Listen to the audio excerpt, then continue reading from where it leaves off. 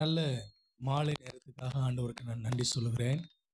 உங்கள் எல்லாரையும் மறுபடியுமாக சந்திப்பதிலே பெரிய மகிழ்ச்சி அடைகிறேன்.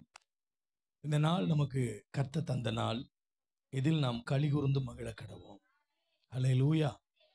அருமையான பாஸ்டர் அவர்களுக்கு இந்த ஊழியத்தை ஆண்டவர் நம்பி கொடுத்தார்.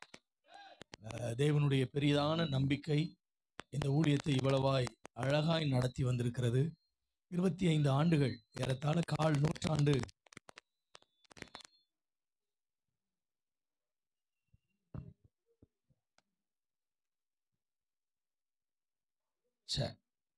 ஏறத்தாழ கால் நூற்றாண்டு இந்த ஊழியமானது மிக நேர்த்தியாய் சிறப்பாய் தேவ கிருபையினால் நடத்தப்பட்டு வந்திருக்கிறது. உண்மையாகவே இந்த நாட்கள் அவர்களுக்கு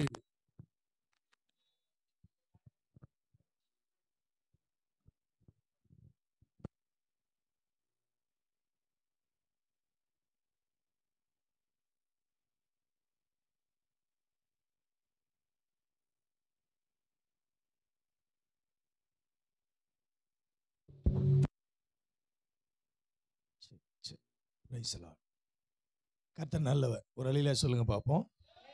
அல்லேலூயா. சரி, ஆண்டவர் நல்லவர். கடந்த 25 ஆண்டுகளாக இந்த ஊழியத்தை தேவன் மிக அழகாய் நேர்த்தியாய் நடத்தி வந்திருக்கிறார். அருமையான பாஸ்டரிடத்துலையும் அருமையான அம்மாட்டையும் நீங்கள் கேட்டோம்னா அவங்க கடந்து வந்த பாதைகளை அவங்க சொல்லுவாங்க. எத்தனையோ பசி, பட்டினி, நெருக்கடி, உபத்திரவம், எத்தனையோ சவால்கள், எவ்வளோ விதமான விமர்சனங்கள், கேலி கிண்டல்கள். ஆனால் ஆண்டவர் அவங்களுக்கு சொன்ன எரேமியா 33 சொல்லப்பட்ட வார்த்தையை அவங்க அன்னைக்கு ஆவிக்குரிய கண்களில் பார்த்தார்கள். அந்த 33வது அதிகாரத்தில் சொல்லப்பட்ட அந்த வாக்கு தத்தத்தை அவங்க ஆவிக்குரிய கண்களில் பார்த்தார்கள். அன்றைக்கு அவங்க ஆவிக்குரிய கண்களில் பார்த்த அதே தரிசனத்தை இன்னைக்கு ஆண்டவர் மாம்ச கண்களில் பார்க்க கிருபை செய்திருக்கிறார். அல்லேலூயா. இதற்கு ஒரே காரணம் தேவன் அவர்கள் மேல கொடுத்த இரக்கமும் அன்பும் நம்பிக்கையும் தான். இதை கொஞ்சம் ஒரு தடவை செட் பண்ணிட்டு விட்டுறலாமே. இது ஏன் அப்படி மாறிட்டு இருக்குன்னு தெரியல. தோத்துறோம். ஆமாம், எங்கே போனாலும் நமக்கு எதிரியாக இருக்கிறது இந்த ஆடியோ சிஸ்டம் தான். ஆமாம், நம்ம ஊருக்கு வந்தாலும் சரி நம்ம அப்பா இருக்காரு அப்படின்னு நினச்சா தோத்துறோம். அல்லையா? சொல்லுங்க பார்ப்போம், சத்தமாக சொல்லுங்க. இந்த 25வது ஆண்டு விழாவில் இந்த ஊழியத்தில் உங்களுக்கு ஆண்டுடைய வார்த்தையை பேசுறதுக்கு ஆண்டவர் எனக்கு வாய்ப்பை கொடுத்ததுக்காக நான் ஆண்டவருக்கு நன்றி சொல்லுகிறேன். விசேஷமாக 10 ஆண்டுகள் நான் யோசிச்சு பார்த்தேன், ஆச்சரியமா இருக்கு. 10 வருஷம் வேகமாக ஓடி போச்சு. கர்த்தருக்கு ஸ்தோத்திரம். ஆமாம், 10 ஆண்டுகளுக்கு முன்னால் அந்த இடத்துல வைத்து இதே போல ஒரு நற்செய்தி கூட்டத்தில் 2 நாட்கள் நான் அவர்களுக்கு ஊழியம் செய்வதற்கு கடந்து வந்தேன். மற்ற ஆண்டுகள் கழித்து அழகாக ஒரு பிரம்மாண்டமான ஒரு ஆலயம் கட்டப்பட்டிருக்கிறது. கர்த்தருக்கு ஸ்தோத்திரம். அப்போ எனக்கு நல்ல ஞாபகம் இருக்குது. பாச சொன்னாங்க, இன்னைக்கு இந்த 2 நாள் கூட்டத்தை முடிச்சுட்டு தான் ஐயா இந்த வேலையை ஆரம்பிக்க போகிறோம், நீங்கள் அங்கே நின்று கால் வச்சு ஜெபம் பண்ணிட்டு போங்க அப்படின்னு சொன்னாங்க. அந்த இடத்துல நின்று ஜெபித்து விட்டு கடந்து போனேன். இன்னைக்கு ஆண்டவர் மிக அழகாய் ஆலயத்தை கட்டி அதற்கு நன்றி சொல்லுகிற வாய்ப்பை ஆண்டவர் ஏற்படுத்தி கொடுத்துருக்கிறார். நல்ல கையை உயர்த்தி ஒரு அலையில சொல்லுங்களேன்.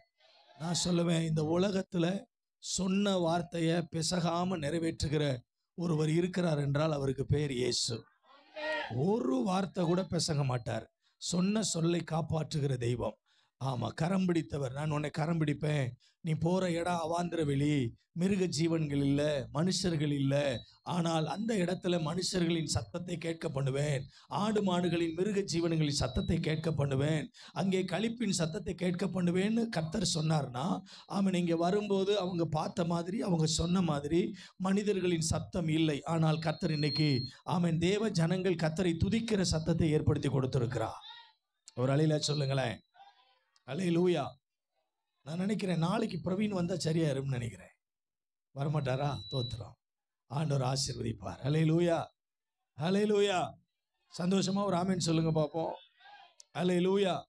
ஆமாம், எனக்கு ஏற்கனவே தொடர்ச்சியாக பிரசங்கம் பண்ணி தொண்டையெல்லாம் கட்டி போயிருக்கு. தோத்துறோம். ஆமாம், இந்த 3 நாள் அடுத்து நான் எப்படி 5 பிரசங்கம் பண்ண போறேன்னு எனக்கு என்ன செய்யலை தெரியல. ஆனால் ஆண்டவர் பலன் தருவார். கையை வைத்து வரலையில சொல்லுங்க. ஆமாம், தோத்துறோம். மே மாதம் 1ஆம் தேதி வீட்டை விட்டு போனாள்.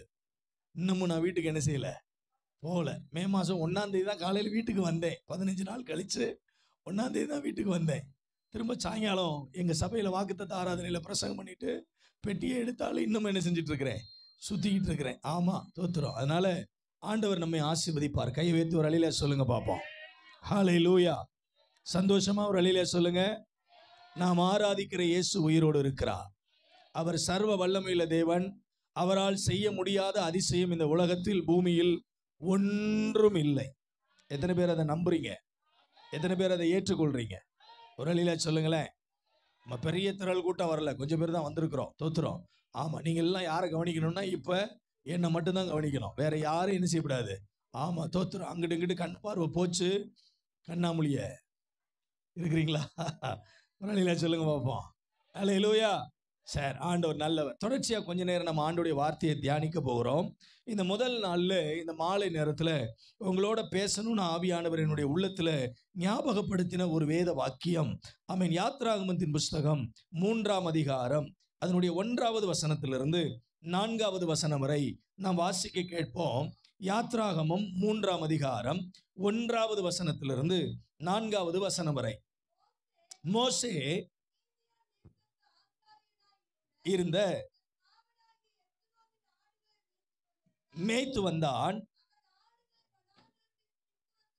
ஓட்டி ஓரே மட்டும் வந்தான். அங்கே கர்த்தருடைய தூதனானவர் ஒரு முட்செடியின் நடுவில் இருந்து அக்கினி ஜுவாலையிலே நின்று அவனுக்கு தரிசனமானார். அப்பொழுது அவன் உற்று பார்த்தான். முட்செடி அக்கினியால் ஜுவாலித்து எரிந்தும் அது வெந்து போகாமல் இருந்தது. அப்பொழுது மோசே, இந்த முட்செடி வெந்து போகாதிருக்கிறது என்ன? நான் கிட்ட போய் இந்த அற்புத காட்சியை பார்ப்பேன் என்றான். அவன் பார்க்கும்படி கிட்ட வருகிறதை கர்த்தர் கண்டார். முட்செடியின் நடுவிலிருந்து தேவன் அவனை நோக்கி மோசே மோசே மோசே மோசே என்று கூப்பிட்டார். அவன் இதோ அடியேன் என்றான். கவனிங்க, முட்செடியின் நடுவிலிருந்து மோசேக்கு தேவன் தரிசனமானார். முட்செடியின் நடுவிலிருந்து தேவன் மோசேயை கூப்பிட்டார். முட்செடியின் நடுவிலிருந்து தேவன் தன்னுடைய மகத்துவமான வல்லமையை வெளிப்படுத்தினார். 3 சம்பவங்கள், 3 அனுபவங்கள் இந்த முட்செடியின் நடுவிலிருந்து உண்டானதை இந்த வேத பகுதியில நாம் வாசிக்க கேட்டோம். அன்பானவர்களே, இந்த அற்புதமான இந்த வேத பகுதி என்பது மிக மிக மோசேயினுடைய வாழ்க்கையில மறக்க முடியாத, அவனுடைய வாழ்வை முற்றிலும் மாற்றின ஒரு தருணமாக, ஒரு பகுதியாக வேதாகமத்தில் இதை வாசிக்க கேட்டோம். அன்பானவர்களே, மிக அழகா இந்த வேத வசனம் சொல்கிறது, 40 ஆண்டுகள் வனாந்தரத்தில் சுற்றி அலைந்து திரிந்த மனிதனுடைய வாழ்வில் ஒரு பெரிய திருப்பு முனையை உண்டாக்கின இடமாக்கும் இந்த முட்செடி. இந்த முட்செடியில் ஆண்டவர் மோசேக்கு தரிசனமாகி மோசேயை கூப்பிட்டு அவனுக்கு தன்னுடைய மகிமையை வெளிப்படுத்தி 430 வருட சிறையிருப்பில் இருக்கிற இஸ்ரவேல் ஜனங்களை விடுவிப்பதற்கு தேவன் ஒரு பெரிய அசைன்மெண்ட்டை, ஒரு பெரிய பொறுப்பை, உத்தரவாதத்தை அவருக்கு கொடுத்து அவர் வாழ்வை முழுவதுமாக ஆண்டவர் திசை திருப்பி விடுகிறதையும், அவர் வாழ்விலே தேவன் முழுவதுமாக தலையிடுகிறதையும் இந்த 3வது அதிகாரத்துல நாம் பார்க்க முடியும். எனக்கு இந்த அதிகாரத்தை வாசிக்கும் போது ஒரே ஒரு கேள்வியை மட்டும் ஆண்டவர்கிட்ட கேட்டேன். என்ன கேள்வி அப்படின்னா, ஆண்டவரே, மோசே 40 வருட வனாந்தரத்துல தன்னுடைய மாமன் எத்ரோவினுடைய ஆடுகளை மேய்த்து கொண்டிருந்தான். அப்படி வனாந்தரத்துல சுற்றி வரும்போது நீர் அவரை சந்திப்பதற்கு, அவருக்கு தம்மை வெளிப்படுத்துவதற்கு, அவருக்கு நீர் உம்முடைய சத்தத்தை தொனிக்க பண்ணுவதற்கு எத்தனையோ இடங்கள் அந்த வனாந்தரத்தில் இருந்திருக்கும். அங்கேயெல்லாம் நீர் சந்தித்திருக்கலாம். இல்லை என்றால் மோசே தேவ பர்வதமாகிய ஓரேப் மட்டும் வந்தான் என்று எழுதப்பட்டிருக்கிறது. அப்ப தேவனுடைய பர்வதம், தேவன் எப்பொழுதும் இறங்கி தம்முடைய மகிமையான ஷெக்கினா மகிமையை வெளிப்படுத்துகிற, தேவ சத்தத்தை தொனிக்க பண்ணுகிற, தேவன் உறவாடுகிற, அவர் உறவாடுவதற்கு அவருடைய வாசஸ்தலமாய் முன்குறித்து வைத்த அந்த ஓரேப் என்கிற பர்வதத்தில் வைத்து நீ சந்தித்திருக்கலாம். ஏன் முட்செடி? ஏன் முட்செடி? அன்பானவர்களே, இந்த முட்செடி என்பது யாரும் விரும்பாத ஒரு இடம். சாதாரணமா முள்ளுள்ள இடங்களுக்கும், காடுகளுக்கும், கரடு முரடான பகுதிகளுக்கும் யாரும் போக என்ன செய்ய மாட்டோம், விரும்ப மாட்டோம். தோத்துறோம். இன்னைக்கு நிறைய ஊழியக்காரவங்க தங்களுடைய ஊழியங்கள் எல்லாம் பெரும்பகுதியா எங்க செய்யறாங்க அப்படின்னா பட்டணங்கள்ல தான் செய்யறாங்க. கிராம பகுதிகளுக்கு என்ன செய்யறது இல்ல, போறது இல்லை. யாரும் கிராமங்கள்ல போய் வாசம் பண்றதுக்கும் குடியிருக்கிறதுக்கும் யாருக்கும் விருப்பம் இல்லை. நேற்றைய தினத்துல அருமையான பாஸ்டர் என்னை கூட்டிட்டு போய் கொஞ்சம் பழங்களெல்லாம் வாங்கி கொடுத்தாங்க, கொஞ்சம் டீ எல்லாம் வாங்கி கொடுத்தாங்க, கொஞ்சம் வாழைப்பழம் எல்லாம் வாங்கி கொடுத்தாங்க. தோத்துறோம். அப்ப அந்த வாழைப்பழ கடையில நின்று வாழைப்பழம் வாங்கும்போது ஒரு 10 வாழைப்பழத்தை கொடுத்துட்டு என்ன விலைன்னு கேட்ட உடனே 20 ரூபான்னு சொன்னார். தோத்துறோம். கற்பூர வள்ளி வாழைப்பழம், அந்த வாழைப்பழம் 10-12 வாழைப்பழம் கோயம்புத்தூர்ல வாங்கினா 50 ரூபா வேணும். தோத்துறோம். ஆமா, ஆர்த்தரையா வந்திருக்கிறாங்க, அவங்களுக்கு தெரியும். ஆமா, குறைஞ்சது 50 ரூபா, இல்லைன்னா 10-12 வாழைப்பழம் கற்பூர வள்ளி என்ன செய்ய முடியாது, வாங்க முடியாது. 5 பழம், ஒரு பழம் 5 ரூபா 6 ரூபா சொல்லுவாங்க. அப்ப நான் 20 ரூபா கொடுத்தோன்னே 12 பழம். நான் சொன்னேன், பேசாம கல்லுடை குறிச்சி பக்கம் என்ன செஞ்சிடலாம், வந்துடலாம் போல. Cost of living. ஆமா, வாழ்றதுக்கு நிறைய காசுகள் வேணும். பட்டணங்கள்ல வாழ்றதுக்கு நல்ல வாடகை ஜாஸ்தியா இருக்கும், குடியிருக்கிற இடம் நல்ல வசதியான வாய்ப்புகளா இருந்தாலும் ஆமாம், வித்தியாசமான கலாச்சாரம், வித்தியாசமான நாகரிகமான வாழ்க்கை முறை, ஆமா, வசதி வாய்ப்புகள் நிறைய இருக்கு. ஆனா இந்த கிராமப்புறங்கள்ல காடு மேடு இருக்கக்கூடிய பகுதியில சாதாரணமா இன்னைக்கு இருக்கிற மக்கள் யாரும் என்ன செய்யறது இல்லை, வாழ விரும்புறது இல்லை. எல்லாம் பட்டணத்தை நோக்கி நாகரிகங்களை நோக்கி பயணிக்கிற ஒரு காலகட்டம். இப்ப இந்த முட்செடியாய் கரடு முரடாய் இருக்கிற முட்கள் முட்புதர்கள் பூண்டு கிடக்கிற நிரம்பி கிடக்கிற இந்த இடத்துல கர்த்தர் தன்னுடைய மகிமையை வெளிப்படுத்துகிறார். கர்த்தர் தன்னுடைய சாயலை வெளிப்படுத்துகிறார். கர்த்தர் தன்னுடைய வல்லமையை வெளிப்படுத்துகிறார். கர்த்தர் தன்னுடைய வார்த்தையை வெளிப்படுத்துகிறார். ஒரு மனிதனுடைய வாழ்வை திருப்புவதற்கு. கையை உயர்த்தி ஆமென் சொல்லுங்க. 25 வருஷத்துக்கு முன்னால இந்த அதிகாரத்தை, இந்த வாக்குத்தத்தத்தை இந்த தேவ மனிதனுக்கு அவருக்கு என்ன வாக்குத்தத்தம் கொடுத்தாருன்னு எனக்கு தெரியாது. தோத்துறோம். எப்ப கொடுத்திருந்தாரு, என்ன வசனம்லாம் எனக்கு தெரியாது. ஆனா நான் விசுவாசிக்கிறேன், இந்த 25 வருஷத்துக்கு முன்னால இந்த காடுகளும் இந்த முட்புதர்களும் நிறைந்த இந்த பகுதிக்கு தேவன் கொண்டு வந்ததற்கு ஒரு நோக்கம், இங்க இருக்கிற பல ஆத்துமாக்களை கர்த்தருக்குள் தேராக திருப்புவதற்கு, அவர்களுடைய லைஃப்ல ஒரு பெரிய திருப்பு முனையை உண்டாக்குறதுக்கு இந்த இடத்தை கர்த்தர் என்ன செய்திருக்கிறார், தெரிந்தெடுத்திருக்கிறார். நல்லா கவனிங்க. கர்த்தருக்கு ஸ்தோத்திரம். இடத்தை தெரிந்தெடுத்த தேவன் இந்த முட்செடியாகி இருக்கிற இந்த இடத்தை மோசேயை சந்திப்பதற்கு தெரிந்தெடுத்தது போல அநேகரை கர்த்தர் பக்கமாய் திருப்புவதற்கு, அநேகரை ஆண்டவர் பக்கமாக திருப்பி அவருடைய நாமத்தை மகிமைப்படுத்துவதற்கு ஆண்டவர் உங்களையும் என்னையும் அப்படித்தான் தெரிந்தெடுத்திருக்கிறார். ஆமென். உங்களுடைய வாழ்க்கையும் என்னுடைய வாழ்க்கையும் ஒரு நல்ல ஆசீர்வாதமான வளமான வாழ்க்கை அல்ல. ஆண்டவர் உங்களை என்னையும் தெரிந்தெடுத்திருக்கிறார். சில நேரங்களில் நாம் ரட்சிக்கப்பட்டு ஆண்டவருடைய பிள்ளைகளாய் மாறி ஆண்டவரை ஆராதிக்க வந்திருக்கிறோம். பலர் ஆராதிக்கும் போது நான் கவனிச்சேன், அன்பு தம்பி அழகா கீபோர்டு வாசிச்சு ஆண்டவரை ஆராதிக்கிறாங்க. சிலர்லாம் கண்ணை உருட்டி உருட்டி அப்படியே பார்க்குது. தோத்துறோம். என்ன பண்றாரு இவர் என்ன பாட்டு பாடுறாரு. தோத்துறோம். சில ஆளெல்லாம் பார்த்தீங்கன்னாக்கும் ஆராதிக்கும் போது, நான் உங்களை சொல்லலை, ஆனால் உங்களுக்கு தான் சொல்கிறேன். தோத்துறோம். ஆனால் பாருங்க, சில ஆள்லாம் ஆராதிக்கும் போது கடப்பாறையை முழுங்கின மாதிரியே என்ன செய்யும், அப்படியே கடப்பாறை முழுங்கின மாதிரி அட்டென்ஷன். தோத்துறோம். கை தட்ட சொன்னா எங்க நீங்க முடிஞ்சா எங்களை தட்ட வச்சிருங்க பார்ப்போம். ஆமென் சொல்ல சொன்னா எங்க நீங்க முடிஞ்சா எங்களை வாயை திறக்க வச்சிருங்க பார்ப்போம். அல்லேலூயா சொல்லுங்க. முடியாதே. ஆமென் சொல்லுங்க. வாய்ப்பு இல்லையே. நீங்க வேணா உங்களுக்கு அல்லேலூயா சொல்லிக்கிறீங்க, நீங்க வேணா உங்களுக்கு ஆமென் சொல்லிக்கிறீங்க, நாங்க ஏன் சொல்லணும் அப்படின்ற மாதிரியே இருக்கும். நான் உங்களை சொல்லல. ஒரு அல்லேலூயா சொல்லுங்க பார்ப்போம். அல்லேலூயா. ஆனா யாருக்கு சொல்றேன், யாருக்கு சொல்றேன், உங்களுக்கு தான் சொல்றேன். தோத்துறோம். ஆமா, நல்லா கவனிங்க. ரட்சிக்கப்பட்ட பிற்பாடு, ஆண்டவருடைய பிள்ளைகளா மாறின பிற்பாடு, இன்னைக்கு வேதத்தை எடுத்து ஆண்டவருடைய நாமத்தை மகிமைப்படுத்துறேன்னா நமக்குள் ஒரு பெரிய கேள்வியை நாம் கேட்டுக்கொள்ள வேண்டும். பல நேரங்களில் ஆண்டவருடைய சமூகத்துக்கு நாம் போகும்போது, பல கூட்டங்களில் பயன்படுத்தப்படும் போது, பல ஆயிரங்களுக்கு நடுவில் கர்த்தர் கொண்டு போய் நிறுத்தும் போது, உலகத்தின் பல தேசங்களுக்கு கொண்டு போகும்போது, ஆண்டவர்கிட்ட நான் உட்கார்ந்து ஜெபம் பண்ணும்போது ஒரே ஒரு கேள்வி கேட்பேன், ஒய் மீ? ஏன் ஆண்டவரை, ஏன் என்ன தெரிந்து கொண்டீங்க? எனக்கு என்ன பின்னால் பெரிய பேக்ரவுண்ட் இருக்கு, எனக்கு பின்னால என்ன பெரிய அந்தஸ்து இருக்கு, பெரிய படிப்பு இருக்கா, அழகு இருக்கா, அந்தஸ்து இருக்கா, அறிவு இருக்கா, ஞானம் இருக்கா, திறமை இருக்கா, அல்லது பெரிய குடும்பம் இருக்கா, பெரிய பணபலம் இருக்கா, பெரிய சொத்து புத்து இருக்கா? இந்த உலகத்துல ஆக பரதேசின்னு சொன்னா என்னத்தான் நான் பரதேசின்னு சொல்லுவேன். இப்படி பரதேசமான வாழ்க்கை வாழ்கிற, அறிவில்லாத, அந்தஸ்து இல்லாத, கரடு முரடான, முரட்டாட்டமான ஒரு பின்னணியத்திலிருந்து என்னை ஆண்டவர் இன்றைக்கு இந்த உலகத்துல ஊழியத்துல அவருடைய ராஜ்ய பணிக்காக பயன்படுத்துகிறார் என்றால் இந்த முட்செடியிலிருந்து அவருடைய மகிமையை வெளிப்படுத்த வேண்டும் என்பதற்காக இன்னைக்கு உங்களை ஆண்டவர் தெரிந்தெடுத்திருக்கிறார் என்றால், எத்தனையோ பெரிய பெரிய பணக்காரர்கள், எத்தனையோ பெரிய பெரிய வசதி படைத்தவர்கள், எத்தனையோ பெரிய பெரிய ஞானம் உள்ளவர்கள், எத்தனையோ பெரிய பெரிய உயர்ந்த ஸ்தானங்களில் இருக்கக்கூடியவர்கள் எல்லாரையும் விட்டுட்டு அப்பிரயோஜனமான, அறிவில்லாத, அந்தஸ்தில்லாத, அழகில்லாத, ஞானம் இல்லாத இந்த உலகத்தில் அவருக்காக பயன்படுவதற்கு தேவனுடைய பார்வை உங்கள் மேல் விசேஷமாய் விழுந்ததற்கு காரணம் நீங்கள் ஓரேப் என்கிற பர்வதத்தில் இருப்பதனால் அல்ல, சாதாரணமான முட்புதராய் இருப்பதினால். அந்த முட்புதராய் இருக்கிற உங்களை தேவன் உங்களிடத்திலிருந்து தன்னுடைய மகிமையை, தேவன் உங்களிடத்திலிருந்து தம்முடைய சத்தத்தை, தேவன் உங்களிடத்திலிருந்து தம்முடைய வல்லமையை வெளிப்படுத்துகிறதற்கு. கை உயர்த்தி ஒரு அல்லேலூயா சொல்லுங்க. அல்லேலூயா, அல்லேலூயா. ஐயா, இந்த உலகத்தில் உங்களை என்னையும் பார்க்கும்போது 4 பேருக்கு அங்கீகாரம் இல்லாத அருவருப்பான மனிதர்களாக இன்னைக்கு ஜாதி அடிப்படையில் ஓரம் கட்டுறாங்க. சிலருக்கு தோத்துறோம் அந்தஸ்துகளின் அடிப்படையில் ஓரம் கட்டுறாங்க. ஆமேன். சிலரை ஆமேன் அழகு இல்லை அப்படின்னு சொல்லி, அறிவில்லைன்னு சொல்லி, வசதி வாய்ப்புகள் இல்லைன்னு சொல்லி, குடும்ப பின்னணி இல்லைன்னு சொல்லி ஓரம் கட்டுறாங்க. நான் சொல்றேன், நீங்க உங்க வாழ்க்கையில எந்த மூலையில ஓரம் கட்டப்பட்டிருந்தாலும், எந்த நிலையில தனித்து விடப்பட்டிருந்தாலும், எந்த நிலையில அங்கீகாரம் இல்லாமல் இருந்தாலும், எந்த நிலையில அடையாளம் இல்லாமல் இருந்தாலும், ஆண்டவருடைய கண்கள் உங்களை தேடி வந்திருக்கிறது.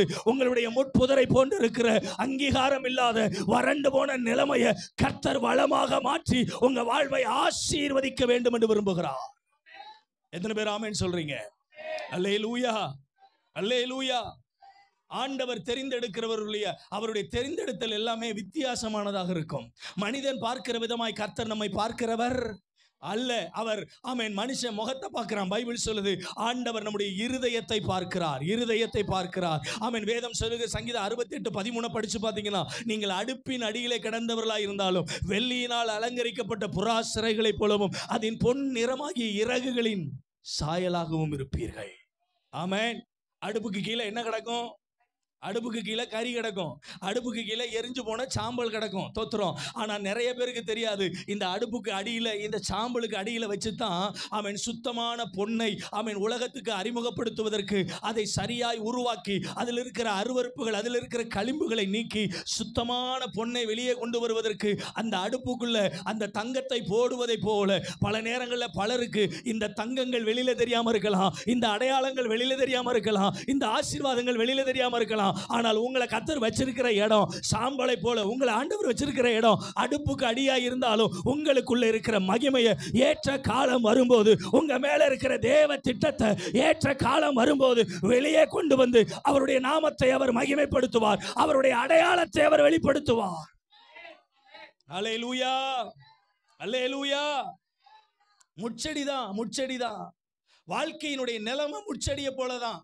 நிராகரிப்பு நிறைந்ததுதான், அவமானம் நிறைந்ததுதான், அடையாளம் இல்லாததை போல இருக்குத்தான் செய்யுது. நம்முடைய ஊழியத்தை நம்ம பலர் அங்கீகரிக்கிறது இல்லை. நம்ம பாடுறது, நம்ம பண்ற ஜெபம், நம்ம ஓடுற ஓட்டம், நம்ம எடுக்கிற பிரயாசம் பலருக்கு பலருடைய பார்வையில அடையாளம் தெரியாம தான் இருக்கு. வாழ்க்கையின் நிலைமை முட்செடியை போலதான் இருக்கு. ஆனா கர்த்தர் சொல்லுகிறார், இந்த முட்செடிக்குள்ள இருந்துதான் அக்கினி ஜுவாலித்தது, இந்த முட்செடிக்குள்ள இருந்துதான் கர்த்தருடைய வார்த்தை தொனித்தது, இந்த முட்செடிக்குள்ள இருந்துதான் தேவ சத்தம் வெளிப்பட்டது, இந்த முட்செடிக்குள்ள இருந்துதான் அநேக மோசைகளை கர்த்தருக்காக திருப்புகிற திருப்புமுனை உண்டானது. அல்லேலூயா, அல்லேலூயா. நீங்கள் முட்செடி என்று சோர்ந்து போகாதிருங்கள். உங்கள் வாழ்க்கை முட்புதரை போல இருப்பதற்காக நீங்கள் நினைத்து சோர்ந்து போகாதிருங்கள். தோற்று போனதை போல, வறண்டு போனதை போல, இல்லாததை போல, பற்றாக்குறையோடு கூட, நிராகரிப்போடு கூட, ஏமாற்றங்களோடு கூட நீங்கள் போராடி கொண்டிருக்கிறதை குறித்து ஆமென் வேதனைப்படாதிருங்கள். இந்த முட்செடிகளை ஆண்டவர் முன்னணியில் நிறுத்த போகிறார். இந்த முட்செடிகளை முதல் வரிசையில் நிறுத்த போகிறார். இந்த முட்செடிகளை முதன்மைப்படுத்த போகிறார். அல்ல கையை உயர்த்தி ஒரு அல்லேலூயா சொல்லுங்க. அல்லேலூயா, அல்லேலூயா. எனக்கு கர்த்தருக்கு ஸ்தோத்திரம். 9 மணிக்கு முடிக்கணும்னு சொல்லிருக்காங்க, 9:10 முடிக்கணும்னு இருக்காங்க. கொடுத்தது 8:15. தோத்துறோம். ஆமா, நான் ஏற்கனவே ரொம்ப அதிக பிரசங்கி. கூடுமான வரைக்கும் நீங்க கூட வந்தீங்கன்னா வேகமா என்ன செஞ்சிருவேன்? ஆமா, பிரசங்கத்தை முடிச்சிருவேன். ஒரு அல்லேலூயா சொல்லுங்க. நாளைக்கு கொஞ்ச நேரம் நிறைய பேசணும்னு நினைக்கிறேன். ஆமா, நீங்க சீக்கிரம் என்ன செய்யணும்? ஒரு அல்லேலூயா சொல்லுங்க. அல்லேலூயா. 7:30 மணிக்கு பார்த்தேன். தோத்துறோம். அப்படியே ஆடி அசைஞ்சு மெதுவா இப்பதான் பிரதர் ஒரு பாட்டு பாடுறாங்க, இன்னும் 3 பாட்டு 4 பாட்டு இருக்கு, பிறகு ஆராதனை இருக்கு. அதெல்லாம் முடிஞ்ச பிற்பாடு என்ன செய்யலாம்? ஆளுகளை பாருங்களேன். வெளியில சொல்லுங்க, சத்தமா சொல்லுங்க. ஆமா, 6:30 மணிக்கு கூட்டம். எத்தனை மணிக்கு வரணும்? 6 மணி. ஐயோ வேணாம், நீங்க 6:30க்கு என்ன செஞ்சிருங்க. அவ்வளவு நல்லவங்களாம் கிடையாது, தோத்துறோம். ஆமா, நீங்க அவ்வளவு நல்லவங்களாவே என்ன செய்ய வேண்டாம், இருக்க வேண்டாம். நீங்க 6:30க்கு வந்தா போதும். ஒரு வெளியில சொல்லுங்க பார்ப்போம். நீங்க 6:30க்கு வந்தீங்கன்னாக்க தோத்துறோம். எனக்கு சரியா எல்லாத்தையும் முடிச்சு 8 மணிக்கு கொடுத்துருவாங்க. 8 மணிக்கு கொடுத்தா நான் 9:15க்கு என்ன செஞ்சிருவேன், முடிச்சிருவேன். கர்த்தருக்கு ஸ்தோத்திரம். ஆனாலும் இன்றைக்கு ஆவியானவர் எனக்கு 9:10க்கு முடிக்க உதவி செய்வாராக. கையை உயர்த்தி ஒரு அழியில சொல்லுங்க பார்ப்போம். சரி, கவனிங்க. ஆமென். 3 முட்செடிகளை போன்ற அனுபவம் உள்ளவர்கள் வாழ்வில தேவனுடைய மகிமை வெளிப்பட்டது. 3 முக்கியமான ஆமென் இந்த முட்செடிகளை போன்ற அனுபவம் உள்ள மனிதர்களுடைய வாழ்வில தேவன் அநேக திருப்பு முனைகளை கொடுத்தார். அவர்கள் மூலம் தேவன் சில திருப்பு முனைகளை கொடுத்தார். அவர்கள் மூலம் தேவனுடைய நாமம் மகிமைப்படுத்தப்பட்டது. அவர்கள் மூலம் தேவனுடைய வல்லமை வெளிப்படுத்தப்பட்டது. 3 காரியம், 3 அனுபவங்களை இன்றைக்கு உங்கள் மத்தியில் நான் வைத்து, இந்த முட்செடியை போன்ற அனுபவம் உள்ளவர்களாய் நாம் இருந்தாலும் தேவன் நம் மூலமாக தேசத்துக்கு ஒரு திருப்பு முனைய, நம் மூலமாக தேவனுடைய ஊழியர்களுக்கு ஒரு திருப்பு முனைய, நம் மூலமாக ஜாதிகளுக்கு ஜனங்களுக்கு ஒரு திருப்பு முனைய கர்த்தர் கொடுக்கணும். அப்படின்னா நான் என்ன செய்யணும்ன்றத 3 காரியங்களை உங்கள் முன்பாக வைத்து உங்களோட சேர்ந்து நான் ஜெபிக்க விரும்புறேன். கவனிங்க. லூக்கா சுவிசேஷம் 1வது அதிகாரத்துல சில வேத வாக்கியங்களை நம்ம வாசிக்க போகிறோம். ஆமென். அந்த குடும்பத்துல இருந்த முட்செடியை போன்ற நிலைமைகள் லூக்கா 1ஆம் அதிகாரம். கர்த்தருக்கு ஸ்தோத்திரம். நம்ம எல்லாருக்கும் தெரிந்த வேத பகுதிகள் தான். பல முறை அதிலிருந்து நாம் வேத வசனங்களை வாசித்து இருக்கிறோம். வாசிக்கலாம். லூக்கா 1ஆம் அதிகாரம் 5வது 6வது 7வது வசனத்தை வாசிக்கலாம். யூதேயா தேசத்தின் ராஜாவாகிய ஏரோதி நாட்களில் அபியா என்னும் ஆசாரிய வகுப்பில் சகரியா என்னும் பெயர் கொண்ட ஒரு ஆசாரியன் இருந்தான். அவன் மனைவி ஆரோனுடைய குமாரத்திகள் ஒருத்தி. அவள் பேர் எலிசபெத். அவர்கள் இருவரும் கர்த்தர் இட்ட சகல கட்டளையின்படியும் நியமங்களின்படியும் குற்றமற்றவர்களாய் நடந்து தேவனுக்கு முன்பாக நீதி உள்ளவர்களாய் இருந்தார்கள். எலிசபெத் மலடியாய் இருந்தபடினால் அவர்களுக்கு பிள்ளை இல்லாது இருந்தது. இருவரும் வயது சென்றவர்களாயும் இருந்தார்கள். போதும், நல்லா கவனிங்க. சகரியா எலிசபெத் என்கிற குடும்பத்தை குறித்து வேதாகமத்தில் அழகாக அறிமுகம் கொடுக்கப்பட்டிருக்கிறது. அவங்களுடைய பின்னணியம் என்ன, அவருடைய ஆவிக்குரிய நிலைமை என்ன, அவர்கள் என்ன செய்து கொண்டிருக்கிறார்கள், அவர்கள் எதிர்பார்த்த எதிர்பார்ப்பில் எந்த விதத்தில் ஏமாற்றங்களை அனுபவித்துக் கொண்டிருக்கிறார்கள். கர்த்தருக்கு ஸ்தோத்திரம். சகரியாவும் எலிசபெத்தும் ஒரு ஆசாரிய குடும்பத்தை சேர்ந்தவங்க. ஆண்டவருக்கு ஊழியம் செய்யற ஒரு குடும்பம். தோத்திரம். சாதாரண ஒரு குடும்பமா இருந்தா பரவாயில்ல, இவங்க ஆண்டவருக்கு ஊழியம் செய்யற குடும்பம். ஆமா, வேதம் சொல்லுது அவர்கள் கர்த்தர் கட்டளையிட்ட சகல கற்பனைகளின்படியும் நியமங்களின்படியும் நடந்தார்கள். குற்றமற்றவர்களாய் இருந்தார்கள். தேவனுக்கு பயந்திருந்தார்கள். ஆனால் இவ்வளவு ஜெபிக்கிற குடும்பம், இவ்வளவு உண்மை உள்ள குடும்பம், இவ்வளவு ஆண்டவரை ஆராதிக்கிற குடும்பம், இவ்வளவு ஆண்டவருக்காக வைராக்கியம் பாராட்டுற குடும்பம், ஆண்டவருக்காக எல்லா காரியங்களிலும் தங்களை அர்ப்பணித்த குடும்பம். ஆனால் இந்த குடும்பத்தினுடைய நிலை என்னன்னா, அவர்களுக்கு பிள்ளை இல்லை. ஒரு இடத்துல அதே அதிகாரத்துல 24ஆம் வசனத்துல அவளுடைய கற்பத்தை கர்த்தர் திறந்த போது சகரியாவினுடைய மனைவி எலிசபெத் சொல்றாங்க, ஜனங்களுக்குள்ளே எனக்கு உண்டாயிருந்த நிந்தையை நீக்கும்படியாக கர்த்தர் இந்நாளில் என் பேரில் கடாட்சம் பண்ணினார்.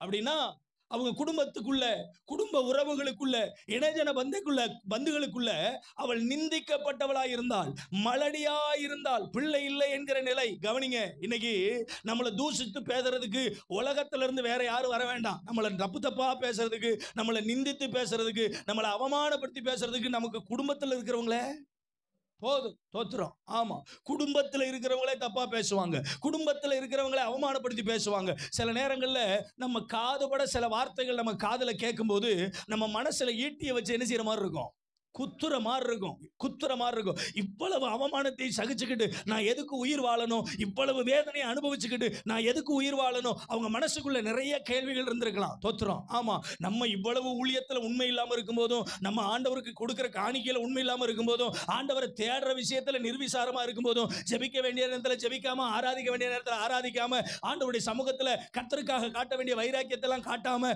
நம்ம உரிமையோட ஆண்டவரை எனக்கு ஏன் செய்யலைன்னு அவர்கிட்ட நம்ம கேட்கிற விரும்புகிற காரியத்தில் உரிமையோடு அவர்கிட்ட சண்டை போடுறதுக்கு நமக்கு உரிமை இருக்குன்னா, அவர்கள் ஆண்டவருக்கு எல்லா விதங்களிலும் உண்மையா இருந்தாங்க, ஆண்டவருக்கு எல்லா விதங்களையும் வைராக்கியம் பாராட்டினாங்க, ஆண்டவருடைய சமூகத்தில் எல்லா விதங்களையும் ஆண்டவருக்கு ஊழியம் செஞ்சாங்க, அவரை கனப்படுத்தினாங்க. ஆனா அவர்கள் அந்த இடத்துல அவர்கள் எதிர்பார்த்த காரியம் நடக்கலை என்ற போது, பலரால் நிந்திக்கப்பட்ட போது கூட ஏன்னு ஒரு கேள்வி ஆண்டவர்கிட்ட என்ன செய்யல, கேட்கல. ஒரு வார்த்தை கூட ஏன்னு கேட்கல. பைபிள் சொல்லுது, அவள் மலடியா இருந்தால் அவர்கள் வயது சென்றவர்களா இருந்தார்கள். அப்படின்னா இனி பிள்ளை பெறுவதற்கு வாய்ப்பு இல்ல, கற்பம் திறக்கப்படுவதற்கு வாய்ப்பு இல்ல, அற்புதம் நடக்கிறதுக்கு வாய்ப்பு இல்ல. இத்தனை வருஷமா ஆண்டவரை பின்பற்றினேன், இவ்வளவு ஜெபம் பண்ணினேன், இவ்வளவு ஊழியத்துக்கு கொடுத்தேன், இவ்வளவு பிரயாசப்பட்டேன், இந்த ஆண்டவர் என்னை கைவிட்டாரே அப்படின்னு ஒரு வார்த்தை கூட சொல்லல. இதுதாங்க முட்செடியை போன்ற அனுபவம். இந்த குடும்பத்தினுடைய நிலைமை அப்படிப்பட்டது. அவ்வளவு நிராகரிப்பு, அவ்வளவு ஏமாற்றம், அவ்வளவு அவமானம், அவ்வளவு நிந்தை. ஆனால் அதற்கு நடுவிலே அவன் தன்னுடைய ஆசாரிய ஊழியம் அவன் செய்யும்படியாக அவனுக்கு கொடுக்கப்பட்ட வருஷ வந்தபோது, அவன் பேர் சீட்ல வந்தபோது எந்த முறுமுறுப்பும் தெரிவிக்காம, எந்த கோபத்தையும் ஆண்டவர்கிட்ட காட்டாம, தேவ சமூகத்தில் போய் ஆசாரிய ஊழியம் செய்யும்படிக்கு அவன் தன்னுடைய கடமையை சரியாய் செய்தான், சரியா செஞ்சான். கவனிங்க. இன்னைக்கு ஆண்டவருடைய சமூகத்துல எத்தனையோ கேள்விகளை கேட்கிறோம். ஆண்டவரே, இவ்வளவு எதிர்பார்ப்போட வந்தேனே, இவ்வளவு எதிர்பார்ப்போட இந்த காரியங்களை செஞ்சனே, இவ்வளவு பிரயாசப்பட்டனே, ஏன் ஆண்டவரே எனக்கு நீங்க செய்யல? ஏன் ஆண்டவரே எனக்கு வழியை திறக்கல? ஏன் ஆண்டவரே என் வாசலை அடைச்சிங்க? நான் சொல்லுவேன், சில நேரங்களில் கர்த்தர் உங்கள் கதவுகளை அடைக்கிறார் என்றால் அது தீமைக்கு அல்ல, அது நன்மைக்காக. அந்த கதவுகள் அடைக்கப்பட்டது உங்கள் வாழ்வாதாரத்திற்காக, உங்கள் வாழ்வை காப்பாற்றுவதற்காக. எந்த கதவுகளை கர்த்தர் அடைத்தாரோ, அவர் நியமித்திருக்கிற தருணம் வரும்போது, அவர் முன்குறிச்ச பருவம் வரும்போது, அவர் உங்களுக்காக கதவை திறப்பார். அல்லேலூயா. கதவை அடைச்சாலும் முறுமுறுக்க கூடாது, கதவை திறந்தாலும் முறுமுறுக்க கூடாது. சரியான நேரத்தில் கதவை திறக்கணும் நம்ம சொல்லுவோம். நமக்கு பல நேரங்களில் சரியான நேரங்கள் எல்லாம் தேவனுக்கு அது சரியில்லாத நேரமாக, அது தேவையில்லாத நேரமாக, அது உங்கள் வாழ்வை தலைகீழாக மாற்றுகிற நேரமாக, அவரோடு கூட உங்களுக்கு இருக்கிற உறவை உடைக்கிற நேரமாக இருக்கும். அதனால உங்களை காப்பாற்றுறதுக்கு, உங்களோட அவருக்கு இருக்கிற உறவை காப்பாற்றிக் கொள்வதற்கு, உங்களை ரொம்ப நேசிக்கிறதுனால சில கதவுகளை கர்த்தர் என்ன செய்வார்? அடைப்பார். அது தீமைக்கு அல்ல. நான் சொல்றேன், நான் பிரசங்கிக்கிற இயேசு தீமை செய்கிறவர் அல்ல, அவருக்கு தீமை செய்ய தெரியாது. 25 வருடங்களாக முழு நேரமாய் கர்த்தருக்கு ஊழியம் செய்கிறேன். 17 வயதிலிருந்து ஆண்டவருக்காக ஆமென் அவருடைய அன்பை ருசித்தவனாக அவரை பின்பற்றி வருகிறேன். என் வாழ்வில் எத்தனையோ ஏமாற்றங்களை அனுபவித்திருக்கிறேன், எத்தனையோ நிராகரிப்புகள், எத்தனையோ இழப்புகள், எத்தனையோ விமர்சனங்கள், எத்தனையோ போராட்டங்கள், எத்தனையோ சவால்கள், எத்தனையோ மரண தருவாய்கள். ஆனால் நான் சொல்லுவேன், இதில் எதிலும் என் ஆண்டவர் எனக்கு தீமை செய்ததில்லை, ஒரு நாளும் கர்த்தர் எனக்கு துரோகம் பண்ணினதில்லை. அல்லேலூயா, அல்லேலூயா. கடன் பிரச்சனையினால வாழ்வாதாரத்துக்கு வழி இல்லாம இனி வாழவே முடியாது, எல்லா சொத்துக்களை இழந்து சாப்பாட்டுக்கு வழி இல்லாம இனி அவ்வளவுதான் வாழ்க்கை அப்படின்ற நிலைமையில ஒரு குறிப்பிட்ட இரவுல எங்க அப்பாவும் அம்மாவும் சாப்பாட்டுல விஷத்தை கலந்து எனக்கும் என் தம்பிக்கு அந்த சாப்பாட்டுல விஷம் கலந்த சாப்பாடை கொடுக்கறதுக்கு ஆயத்தமாகும் போது, என்னுடைய 17வது வயதுல இயேசுவை அறிந்து கொண்டதுனால, அந்த ஆண்டவருடைய அன்பை ருசிச்சதுனால, எங்க அப்பா அம்மாட்ட அந்த விஷம் கலந்த சாப்பாட்டை கையில எடுத்துட்டு அவங்களுக்கு முன்னால ஒரு வார்த்தை சொன்னேன். எல்லா முயற்சிகளை எடுத்து பார்த்தோம், ஒன்றை நடக்கலைன்னு சொல்றீங்க, இப்ப இயேசுவை நோக்கி கூப்பிட்டு பார்ப்போம், கட்டாயம் ஆண்டவர் இயேசு நம்முடைய குடும்பத்துக்கு உதவி செய்வார் என்று சொல்லிவிட்டு அந்த சாப்பாட்டை தூக்கி பரலோக நேரா விரித்து ஆண்டவர்கிட்ட சொன்னேன், ஆண்டவரே, நீர் உண்மையான தெய்வமானால் என் குடும்பத்தின் நிலைமையை நீர் மாற்ற வேண்டும். இன்றைக்கு எனக்கு ஜீவனை தருவீரானால், நான் இன்றைக்கு மரிக்காமல் இருப்பேனானால், வாழ்நாள் முழுவதும் நீர்தான் தெய்வம் என்று ஊரெல்லாம் போய் சொல்லுவேன் சொல்லி அன்றைக்கு ஜெபித்தேன். அன்றைக்கு இரவு என் வீட்டுக்குள் ஒரு தேவ ஊழியனை ஆண்டவர் அனுப்பி அந்த மரண தருணத்திலிருந்து கர்த்தரனை காப்பாற்றினார். இன்றைக்கும் குடும்பமாக அவருக்காக நாங்கள் வாழும்படியான வாய்ப்பை தந்திருக்கிறார். அதனால நான் சொல்றேன், நான் பிரசங்கிக்கிற இயேசு உயிரோடு இருக்கிறார். அவர் ஜீவாதிபதி.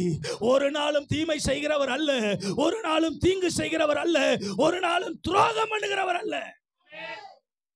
அல்லேலூயா, அல்லேலூயா. ஐயா, அவர் உன்னை என்னை ரொம்ப நேசிக்கிறார். ஐயா, உங்களை என்னை ரொம்ப நேசிக்கிறார். பிரதர், சிஸ்டர், உங்களை என்னை அவர் ரொம்ப நேசிக்கிறாரு. என் சத்தத்தை கேட்கிற நீங்க யாரா இருந்தாலும் சரி, பிரதர், சிஸ்டர், ஆண்டவர் இயேசு உங்களை ரொம்ப நேசிக்கிறார். அவர் உங்களை நேசிக்கிறதுனால தான் உங்க வாழ்க்கையில நீங்க நினைச்ச பல காரியங்கள் நடக்காம அது தாமதிப்பதுக்கு காரணம். உங்களை ரொம்ப நேசிக்கிறதுனால அதின் காலத்தில் அவர் சரியாய் உங்களுக்கு செய்து உங்கள் வாழ்வை மேம்படுத்துவார், உங்கள் வாழ்வை வளமாக்குவார். அல்லேலூயா. கவனிங்க கவனிங்க. இந்த சகரியா எலிசபெத்தினுடைய வாழ்வில் பிள்ளை இல்லை, மலடியாயிருந்தார்கள். ஆண்டவருடைய வார்த்தை சொல்கிறது, அவன் எந்த முறுமுறுப்பும் இல்லாம, எந்த கேள்வியும் கேட்காம, அத்தனை நிந்தைகளுக்குள்ளையும் அத்தனை அவமானங்களுக்கும் எத்தனை பேர் என்னென்னலாம் கேட்டிருப்பாங்க. ஓடி ஓடி ஊழியம் செய்யப்பா, போய் போய் ஜெபம் பண்றியப்பா, நீ ஆராதிக்கிற, நீ கும்பிடுற இயேசு உன்னை கைவிட்டாரு, உன் தெய்வத்தினால உனக்கு ஒரு பிள்ளைய கொடுக்க முடியலையே, உன் வாழ்க்கையை உன்னால மாற்ற முடியலையே, உன் சூழ்நிலையை உன்னிட்ட இருந்து மாற்ற முடியலையே, இத்தனை வருஷமா நீ கும்பிட்டு செஞ்ச என்ன பிரயோஜனம், இத்தனை வருஷமா அவரை ஆராதிச்ச என்ன பிரயோஜனம், இத்தனை வருஷமா ஊழியம் செஞ்சு எத்தனை பிரயோஜனம். முட்செடியை போல இருக்கிற அவனுடைய வாழ்வில் ஆண்டவர் ஏற்ற தருணம் வந்தபோது அவளுடைய கற்பத்தை திறந்தார். ஆமென். அல்லேலூயா. எத்தனையோ கேள்விகளை கேட்டிருப்பாங்க. ஏசு ஏசுண்டு போற, ஜெபம் ஜெபம்ண்டு போற, கோயில் கோயில்ண்டு போற, பைபிள் எடுத்துட்டு போற, அந்த இயேசு உனக்கு என்ன செஞ்சாரு, அந்த இயேசு உனக்கு என்ன செஞ்சாரு? நான் சொல்லுவேன், அந்த இயேசு எனக்கு உயிரை கொடுத்திருக்கிறார், அந்த இயேசு எனக்கு ஜீவனை கொடுத்திருக்கிறார். நான் நினைச்சது எனக்கு கிடைக்காம இருந்திருக்கலாம், நான் கேட்டது எனக்கு கிடைக்காம இருந்திருக்கலாம், ஆனால் நான் வாழ்வது அவருடைய தயவினால். நான் வாழ்வது ஆமென் இந்த உலகத்துல மனுஷனா அங்கீகாரத்தோட தலை நிமிர்ந்து வாழ்றதுக்கு ஆமென் எனக்கு ஜீவனை கொடுத்து என்னை வாழ வைத்திருக்கிறார். அல்லேலூயா, அல்லேலூயா. கவனிங்க கவனிங்க. மிக அழகாய் வேதம் சொல்கிறது, அவள் கற்பத்திலே கர்த்தர் தீர்மானித்தபடி ஆண்டவர் ஒரு பிள்ளையை பிறக்க வைக்கிறார். அந்த பிள்ளையை குறித்த தீர்க்க தரிசனம் எப்படிப்பட்டது தெரியுமா? ரொம்ப அழகா வசனம் சொல்லுது. 14வது வசனத்தை வாசிங்க பார்க்கலாம். உனக்கு சந்தோஷமும் மகிழ்ச்சியும் உண்டாகும். அவன் பிறப்பின் நிமித்தம் அநேகர் சந்தோஷப்படுவார்கள். அவன் கர்த்தருக்கு முன்பாக பெரியவனாயிருப்பான். திராட்சை ரசமும் மதுவும் குடியான். தன் தாயின் வயிற்றில் இருக்கும் போதே பரிசுத்த ஆவியினால நிரப்பப்பட்டிருப்பான். அவன் இஸ்ரவேல் சந்ததியாரில் அநேகரை அவர்கள் தேவனாகிய கர்த்தரிடத்திற்கு கையை உயர்த்தி வராமன்னு சொல்லுங்க பாப்போம். இஸ்ரவேலிலே அநேகரை, இஸ்ரவேலிலே வாழுகிற அநேகரை ஆண்டவருக்கும் யெகோவா தேவனுக்கும் சம்பந்தம் இல்லாமல் பாவத்திலே சாபத்திலே உளையான சேற்றிலே கிடக்கிற அநேகரை கர்த்தருக்கு நேராக நிறைய பேருடைய லைஃப்ல ஒரு டர்னிங் பாயிண்ட உண்டாக்குன இந்த யோவான் ஸ்நானகனை பிறப்பிப்பதற்கு கர்த்தர் தெரிந்தெடுத்த முட்செடி சகரியா எலிசபெத் என்கிற குடும்பம். உங்களுக்கு தெரியுமா, உங்க லைஃப் இன்னைக்கு நிந்திக்கப்பட்ட முட்செடியை போல, அவமானப்படுத்தப்பட்ட நிந்தையின் உச்சகட்டத்தில் இருக்கிற முட்புதரை போல இருக்கலாம். ஆமென். சகரியா எலிசபெத்தினுடைய வாழ்க்கையில் இருந்த உச்சபட்ச அவமானத்தை விட அதிகமான உச்சபட்ச அவமானத்தையும் வேதனையும் உங்க வாழ்க்கையில நீங்க சுமந்துகிட்டு இருக்கலாம். உங்களுக்கு தெரியாது, உங்களுக்கே தெரியாமல் உங்கள் கண் காணாத ஒரு கருவை, ஒரு ஆசீர்வாதத்தை, ஒரு வாக்குத்தத்தத்தை, ஒரு தீர்க்க தரிசனத்தை, ஒரு தேவ திட்டத்தை உங்கள் கருவுக்குள் கர்த்தர் வைத்திருக்கிறார். அந்த கரு வெளிப்படும் போது ஆமென் அநேகருடைய வாழ்வை அவன் திருப்புவான். ஆமென். தேவன் உங்களுக்கு உண்டாக்க போகிற நன்மை அநேகரை ஆண்டவர் ஜீவன் உள்ளவர் என்பதை காட்ட வைக்கும். தீர்க்க தரிசனமா பேசிட்டு இருக்கிறேன். உங்க வாழ்க்கையில வெளிப்பட போகிற நன்மை, உங்க வாழ்க்கையில உங்க கையில கர்த்தர் கொடுக்க போகிற நன்மை, உங்க கையில பல வருடங்களாய், பல மாதங்களாய், பல வருடங்களாய், பல யுகங்களாய் காத்திருந்து ஆமென் உங்கள் வாழ்வு ஆமென் சோர்ந்து போய் தளர்ந்து போய் இருந்திருக்குமானால் கர்த்தர் சொல்கிறார், உங்க வாழ்க்கையில கர்த்தர் செய்ய போகிற நன்மை, உங்க கையில கிடைக்க போகிற அற்புதம் ஆமென் அநேகரை ஆண்டவர் பக்கமாக திருப்பும். அது பொருளாதாரமா இருக்கலாம், வேலையா இருக்கலாம், குடும்பமா இருக்கலாம், பிள்ளையா இருக்கலாம், சொத்தா இருக்கலாம், ஊழியமா இருக்கலாம், தரிசனமா இருக்கலாம், சபையா இருக்கலாம், whatever it may be. Amen. ஆண்டவர் சொல்லுகிறார், உங்களுக்கு தேவன் தரப்போகிற யோவான், உங்களுக்கு தேவன் தரப்போகிற வாக்குத்தத்தம், உங்களுக்கு தேவன் தரப்போகிற தரிசனம் அநேகரை தேவன் பக்கம் திருப்பும். அல்லேலூயா, அல்லேலூயா. முட்புதரை போல இருக்கிற சகரியா எலிசபெத்தின் வாழ்வு ஆமென் யோவானை பெற்றெடுத்து அநேகரை கர்த்தர் பக்கமாக திருப்பியது. வேதம் சொல்லுகிறது யோவான் ஸ்நானகனை குறித்து, ஆமென் அவன் உன்னதத்திலிருந்து தோன்றின அருணோதயம். சொல்லுங்களேன். ஆமென். நன்மையான எந்த ஈவும் பூரணமான எந்த வரமும் பரத்திலே உண்டாகி நீங்க 100% நம்பலாம். உங்க கையில கிடைக்க போகிற எந்த ஆசீர்வாதமும் it's not made by man hand. எந்த மனிதனுடைய கரத்திலும் உருவானது அல்ல, அது பரலோகத்தில் உருவாகிறது. உங்களுக்காக சில விஷயங்களை கர்த்தர் கிரியேட் பண்றாரு, மேக் பண்றாரு. ஆமென். இது சில ப்ராடக்ட் இந்த உலகத்துல சில ப்ராடக்ட்டுக்கு சில வேல்யூ இருக்கு. கவனிக்கிறீங்களா? தோத்துறோம். சில ப்ராடக்ட்டுக்கு சில வேல்யூ இருக்கு. தோத்துறோம். ஆமா, நான் ஒரு செல்போன் வச்சிருக்கிறேன். ஆமா, அந்த செல்போனை ஆமா இட்ஸ் மேட் பை, அது ஒரு ஆப்பிள் ஐபோன். தோத்துறோம். அந்த ஐபோனை மேட் பண்ணது சில போனை வாங்கும்போது அது சைனா மேக்கா, அது ரொம்ப காலம் என்ன செய்யாது, ஓடாது. சைனா பிராண்டுக்கு வேல்யூ. ஆமா, ஜப்பான் பிராண்டுக்கு வேல்யூ, அமெரிக்கன் பிராண்டுக்கு வேல்யூ. தோத்துறோம். ஆமா ஆமா, சில பிராண்டை சில இடங்கள்ல மேக் பண்ணுவாங்க. அந்த மேக்கிங் பண்ற இடத்துக்குன்னு ஒரு வேல்யூ இருக்கு. தோத்துறோம். சில ப்ராடக்டை அங்கங்க தயார் பண்ணி இந்தியாவில் வந்து என்ன செய்வாங்க, அசம்பிள் பண்ணுவாங்க. தோத்துறோம். அசம்பிள் பண்ற ப்ராடக்ட்டுக்கும் வேல்யூ இல்லை. சில இடத்துல உற்பத்தி பண்ற பொருளுக்கும் வேல்யூ இல்லை. ஆனா சில இடத்துக்குன்னு ஒரு வேல்யூ இருக்கு. தோத்துறோம். அமெரிக்காவில் உருவாகிற பொருளுக்கு ஒரு வேல்யூ இருக்கு. என் போனை வாங்கி பார்த்துட்டு இது சைனா பிராண்டான்னு பார்த்தாரு. நான் சொன்னேன் இதெல்லாம் எனக்கு விவரம் தெரியாது அப்படின்னு சொல்லி அவர்கிட்ட கொடுத்தேன். அவர் எல்லாம் செக் பண்ணி பார்த்துட்டு சொன்னாரு, pastor it is made by America, தயவு செய்து இந்த போனை யார்ட்டும் என்ன செஞ்சிடாதீங்க. நான் சொல்றேன், அமெரிக்காவில் தயார் பண்ற போனுக்கு எவ்வளவு வேல்யூனா, அமெரிக்காவையே உண்டாக்குன யெகோவா தேவனுக்கு எவ்வளவு பெரிய வேல்யூ இருக்கு. அண்ட சராசரத்தை படைத்து ஆளுகை செய்கிற, உலகத்தில் 5 கண்டங்களையும் அசைத்து தன்னுடைய ஆளுகைக்குள்ள வைத்திருக்கிற ஆமென் அவருக்கு நான் சொல்லுவேன், உங்களுக்கு அவர் தரப்போகிற நன்மை, ஆமென் தேசங்களை திருப்ப போகிற நன்மை. ஆமென் பாஸ்டர் சவுந்தரராஜன் பாஸ்டருக்கு ஆமென் இந்த இடத்தை தேவன் அவர் கண்ணில் பார்க்கறதுக்கு முன்னால கொடுத்திருக்கிறார்னா, நான் சொல்லுவேன் அவர் பார்க்கறதுக்கு முன்னால இந்த இடத்தை பரலோகம் பார்த்துருச்சு. அது அவருக்குன்னு தீர்மானம் பண்ணதுனால இந்த ஆலயத்தை இன்னைக்கு நம்ம பார்க்கிறோம். நான் சொல்றேன், நம்ம பார்க்கறதுக்கு முன்னால அவர் பார்த்துட்டாரு. சொல்லுங்களேன். அல்லேலூயா. நான் சொல்லுவேன், உங்களுக்கானது ஆண்டவர் ஏற்கனவே பார்த்து உங்களுக்காகவே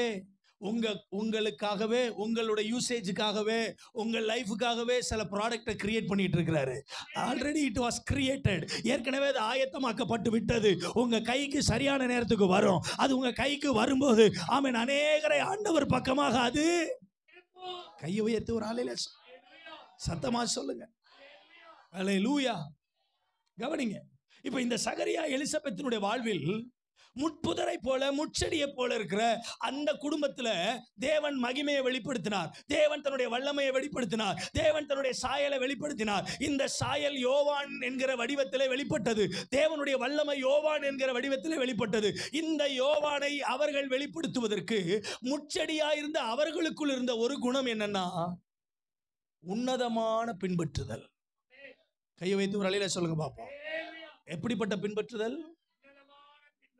The most divine following. The உன்னதமான பின்பற்றுதல். The most divine commitment. உன்னதமான பின்பற்றுதல். தன்னுடைய வாழ்க்கையில எது கிடைச்சாலும் கிடைக்கலைனாலும், எது நடந்தாலும் நடக்கலைனாலும், எது வந்தாலும் வரலைனாலும், இயேசுவின் பின்னே போக துணிந்தே, இயேசுவின் பின்னே போக துணிந்தேன், இயேசுவின் பின்னே போக துணிந்தேன், பின்னோக்கே நான் பின்னோக்கே நான் பின்னோக்கே நான். இன்னும் கொஞ்சம் பாடுங்க. நீங்க பாடும்போதே ஒரு சந்தேகத்தோட பாடுற மாதிரியே இருக்கு. மோத்திசு நீயாடா பாடுற? உன்னை பத்தி உனக்கு தெரியாது. கொஞ்ச நேரம் கழிச்சு இந்த கேட்டை விட்டு தாண்டின உடனேயும் ஏசனாதருக்கும் உனக்கு சம்மந்தமே இல்லாத மாதிரி நீ பேச போற, நீ ஏன் இந்த பாட்டு பாடுற அப்படின்னு பிசாசு பக்கத்துல இருந்து உங்கள்ட்ட சொல்ற மாதிரியே இருக்கு. நல்ல ஒரு அலையில சொல்லுங்க. எதுக்கு எதுக்கு? இனிமேல் நான் பின்னோக்கி பார்க்க மாட்டேன். ஐயா, எனக்கு சீசன் வந்துருச்சு, என் வேலை வந்துருச்சு, நான் ஆண்டவருக்கு ஊழியம் செய்ய போறேன். ரோட்ல போறவன் 1000 பேசுவான், உனக்கு இவ்வளவு ஊழியம் செய்ய பிள்ளை இல்லையடா, நீ என்ன போய் இயேசுவை உயர்த்த போற, ஆராதிக்க போற. அவன் பேசுவான், இன்னும் உனக்கு தான் அவர் தான் எதுவுமே செய்யலையே, நீ எதுக்கு கோயிலுக்கு போற. அவன் பேசுவான், உனக்கு தான் எந்த நன்மையும் கிடைக்கலையே, உன் கற்பம்ல அடைச்சு போச்சே, பிள்ளை கொடுக்கலான்னு கொடுத்துருந்தா அவர் கொடுத்துருப்பார்ல, இந்த எதுவுமே செய்யாத கடவுளை ஏன்டா தேடி போற.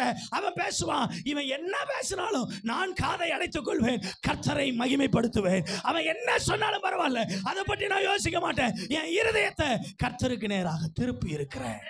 நல்ல கையை உயர்த்தி ஒரு அலையில சொல்லுங்க. உன்னதமான பின்பற்றுதல். ஆமென். இரண்டாவது, அடுத்த ஒரு மனுஷனுடைய வாழ்க்கையில அவள் வாழ்க்கையும் உள்ளை போலதான், முட்புதரை போலதான் இருந்துச்சு. வாசிங்க பார்க்கலாம். லூக்கா சுவிசேஷம் 13வது அதிகாரம். ஆமென். வாசிங்க. லூக்கா சுவிசேஷம் 13வது அதிகாரத்துல ஆமென் 11வது வசனத்துல இருந்து வாசிங்க பார்ப்போம். அப்பொழுது 18 வருஷமாய் பலவீனப்படுத்தும் அங்கே இருந்தால் அவள் எவ்வளவும் நிமிரக்கூடாத கூனியா இருந்தால் இயேசு அவளை கண்டு தம்மிடத்தில் அழைத்து ஸ்திரீயே உன் பலவீனத்திலிருந்து விடுதலையாக்கப்பட்டாய் என்று சொல்லி அவள் மேல் தமது கைகளை வைத்தார். அவள் உடனே நிமிர்ந்து தேவனை மகிமைப்படுத்தினாள். பியூட்டிஃபுல்லான சம்பவம், ஒரு அற்புதமான சம்பவம். எத்தனை வருஷமா கூனியா இருக்கா? 18 வருஷம். கொஞ்சம் கூட நிமிர முடியாது. இப்படியே தான் இருப்பா, இப்படியே தான் நடப்பா, நிமிர்ந்தே பார்க்க முடியாது. எல்லாரும் நிப்பாங்க, போவாங்க, வருவாங்க. ஆனா அவ தலை குனிஞ்சேதான் இருக்கும். நிமிரவே இப்படி இதுக்கு மேல நிமிர முடியாது. அப்படியே குனிஞ்சே இருக்கும். இப்படி ஒரு நாள் இல்ல, 2 நாள் இல்ல, 1 மாசம் இல்ல, 2 மாசம் இல்ல, 18 வருஷம். எனக்கு இந்த பகுதியை வாசிக்கும் போது ரொம்ப ஆச்சரியமா இருந்துச்சு. நம்ம ஊர்ல ஒரு கூட்டம் நடத்துறதுக்கு நம்ம சபைக்கு வரக்கூடிய விசுவாசிகளுக்கு நோட்டீஸ் கொடுத்தாலே என்ன செய்ய மாட்டேங்க ஐயா. நம்ம சபைக்கு வர்றவங்களுக்கு நம்ம சபையில மீட்டிங் நடக்குதுன்னு 6 மாசத்துக்கு முன்னால சொல்லி, இந்த தேதியில இந்த இடத்துல கூட்டம் நடக்குது வந்துருங்கன்னு சொன்னாலே வரமாட்டேங்க. பக்கத்துல இருக்கிறவங்களுக்கு நோட்டீஸை கொடுத்து 10 பேரை கூட்டிட்டு வாங்கன்னா நானே போக மாட்டேன். இதுல எங்கிட்டு மத்தவங்களை கூட்டிட்டு போறது? ஐயா, ஒரு சின்ன மழை வந்துருச்சுன்னா, கொஞ்சம் வெயில் அடிச்சிருச்சுன்னா, ஏன் சர்ச்சுக்கு வரல? ஐயோ பெரிய மழை, அதே ஊர்ல தான் நம்மளும் இருந்திருப்போம். அவங்க வீட்டுக்கிட்ட மட்டும் பயங்கர மழை, புணுன்னு தூரி இருக்கும். அப்படி மேகம் அப்படி கருத்து வந்திருக்கும். அவ்வளவுதான். வீட்டு வாசலை எடுத்து காலை வச்சுட்டா மழை கொட்டுன்னு கொட்டிடுற மாதிரியே கோயிலுக்கு வராம இருக்கும். பார்த்திருக்கிறீங்களா? ஆனா 18 வருஷமா பலவீனத்தின் உச்சம், நிமிரவே முடியல. குனிஞ்ச தலை நிமிர முடியல.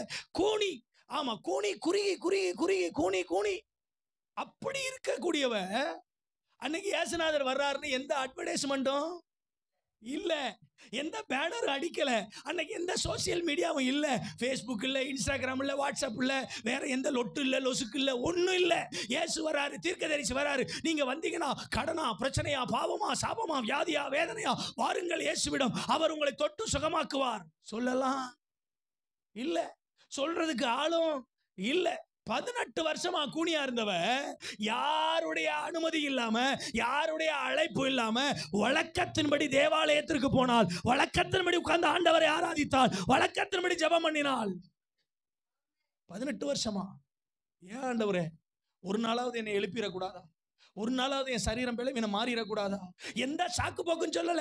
ஆலயத்துக்கு வருவதற்கு, ஜெபத்துக்கு வருவதற்கு, தேவனை தேடுறதுக்கு எந்த சாக்கு போக்கும் சொல்லல. அன்னைக்கு அவ இயேசு வருவார்னு அவளுக்கு தெரியாது. அன்னைக்கு இயேசு வந்தாலும் தன்னை தொடுவார்னு அவளுக்கு தெரியாது. ஒரு நிலையில சொல்லுங்க பாப்போம். என்ன நடந்துச்சு தெரியுமா? ஆண்டவர் பிரசங்கம் பண்ணி முடிச்சு அவளை கூப்பிட்டு தலையில கை வைக்கிறாரு. 18 வருஷமா பலவீனப்பட்டிருந்த அவளுடைய முதுகு சரீர பலவீனமா மாறினது. ஆண்டவர் அவளுடைய வாழ்வில் ஒரு அற்புதத்தை செய்தார். அவளுடைய கூனி போய் இருந்த நிலைமை மாறிச்சு. அது மட்டும் இல்ல, அவள் கூனியா இருந்தவள் சுகமானது மட்டுமல்ல, அதுக்கு கீழே உள்ள வசனத்தை வாசிங்க பாப்போம். ஆமென். 15வது வசனம், 16வது வசனத்தை வாசிங்க. கர்த்தர் அவனுக்கு பிரதியுத்தரமாக, மாயக்காரனே, உங்களில் எவனும் ஓய்வு நாளில் தன் எருதையாவது தன் கழுதையாவது தொழுவத்திலிருந்து அவிழ்த்து கொண்டு போய் அதற்கு தண்ணீர் காட்டுகிறது இல்லையா? இதோ சாத்தான் 18 வருஷமாய் கட்டியிருந்த ஆபிரகாமின் குமாரத்தியாகிய இவளை ஓய்வு நாளில் அந்த கட்டிலிருந்து அவிழ்த்து விட வேண்டியதில்லையா என்றார். அவர் அப்படி சொன்னபோது அவரை விரோதித்திருந்த அனைவரும் வெட்கப்பட்டார்கள். அவரை விரோதித்திருந்த அத்தனை பேரும் வெட்கப்பட்டார்கள். சத்தமா சொல்லுங்க, அவரை விரோதித்திருந்த அத்தனை பேரும் வெட்கப்பட்டார்கள். கீழே ஜனங்கள் எல்லாரும் அவரால் செய்யப்பட்ட சகல மகிமையான செய்கைகளை குறித்து நல்ல கையை தட்டி கர்த்தரை துதிங்க பார்ப்போம். ஒரு அல்லேலூயா, அல்லேலூயா, அல்லேலூயா. இப்ப என்ன பெரிய நடந்துச்சு தெரியுமா? ஒரே ஒரு அற்புதம் தான். தோத்திரம். அத்தனை பரிசேயனும் அத்தனை சதுசேயனும் அத்தனை ஆசாரியர்களும் வெட்கப்பட்டு குனிஞ்சிட்டாங்க. இப்ப அதே யூத குலத்தில் இருந்த பலர் இயேசுவை பின்பற்ற ஆரம்பித்தார்கள். அல்லேலூயா. அவரை பின்பற்ற ஆரம்பித்தார்கள், அவரை தொழுது கொள்ள ஆரம்பித்தார்கள். நான் சொல்லுவேன், இந்த 18 வருஷம் பலவீனம் நல்லது. சொல்லுங்களேன், இந்த 18 வருஷம் பலவீனம். அவ வாயை திறந்து பேசல, எங்கேயும் சுவிசேஷம் சொல்லல, எந்த கஷ்டமும் எந்த விதமான ஓடி போய் ஆண்டவரை பத்தி பிரசங்கம் பண்ணல. 18 வருஷமா பலவீனமே இருந்தாலும், முட்புதரை போல அவ வாழ்க்கை இருந்தாலும், கரடு முரடான வாழ்க்கையா இருந்தாலும், இயேசுவை உறுதியாய் பின்பற்றினாள், உண்மையாய் பின்பற்றினாள். பரிசு என்ன தெரியுமா? இந்த 18 வருஷம் பலவீனம் அவளுக்கு நல்லது. நான் சொல்றேன், உங்களுக்கு இன்னைக்கு இருக்கிற பிரச்சனை இருக்கு பத்தியா? சொல்லுங்க சொல்லுங்க, பக்கத்துல கையை பிடிச்சு சொல்லுங்க, தலை நிமிரவே முடியல. சொல்லுங்க, தலை நிமிரவே முடியலையா? நல்லது. அவமானப்படுறீங்களா? நல்லது. கேவலமா பேசுறாங்களா? நல்லது. ஒரு நாள் வரும், உங்களை தேடி சர்வ வல்லவரின் கரம் இறங்கி வரும். உங்க மேல கைய வைப்பாரு. நீங்க தலை நிமிர்ந்து நிற்கும் போது நீங்க மட்டும் தலை நிமிர மாட்டீங்க, உங்களை சார்ந்தவங்க அத்தனை பேரும் தலை நிமிருவாங்க. ஒரு அலையில சொல்லுங்க, அல்லேலூயா. ஐயா, ஊரே தலை நிமிர்றதுக்காகத்தான் ஐயா உங்களை தலை குனிய வச்சிருக்காரு.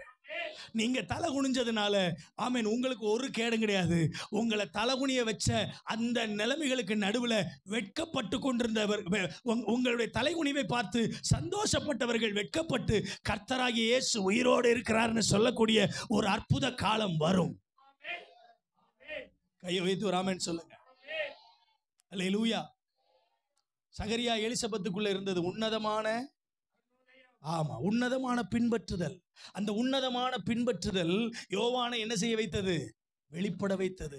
முச்செடியை போல இருக்கிற அவளுடைய வாழ்வு உன்னதமான பின்பற்றுதல் அவர்களுக்குள்ள இருந்ததுனால யோவான் ஸ்நானன் என்கிற மகிமை என்ன செய்ய வைத்தது? பிறப்பிக்க வைத்தது. இங்கே 18 வருஷமா கூனியா இருந்தவ ஆமென் ஸ்தோத்திரம், அவளுக்குள்ள இருந்தது என்ன தெரியுமா?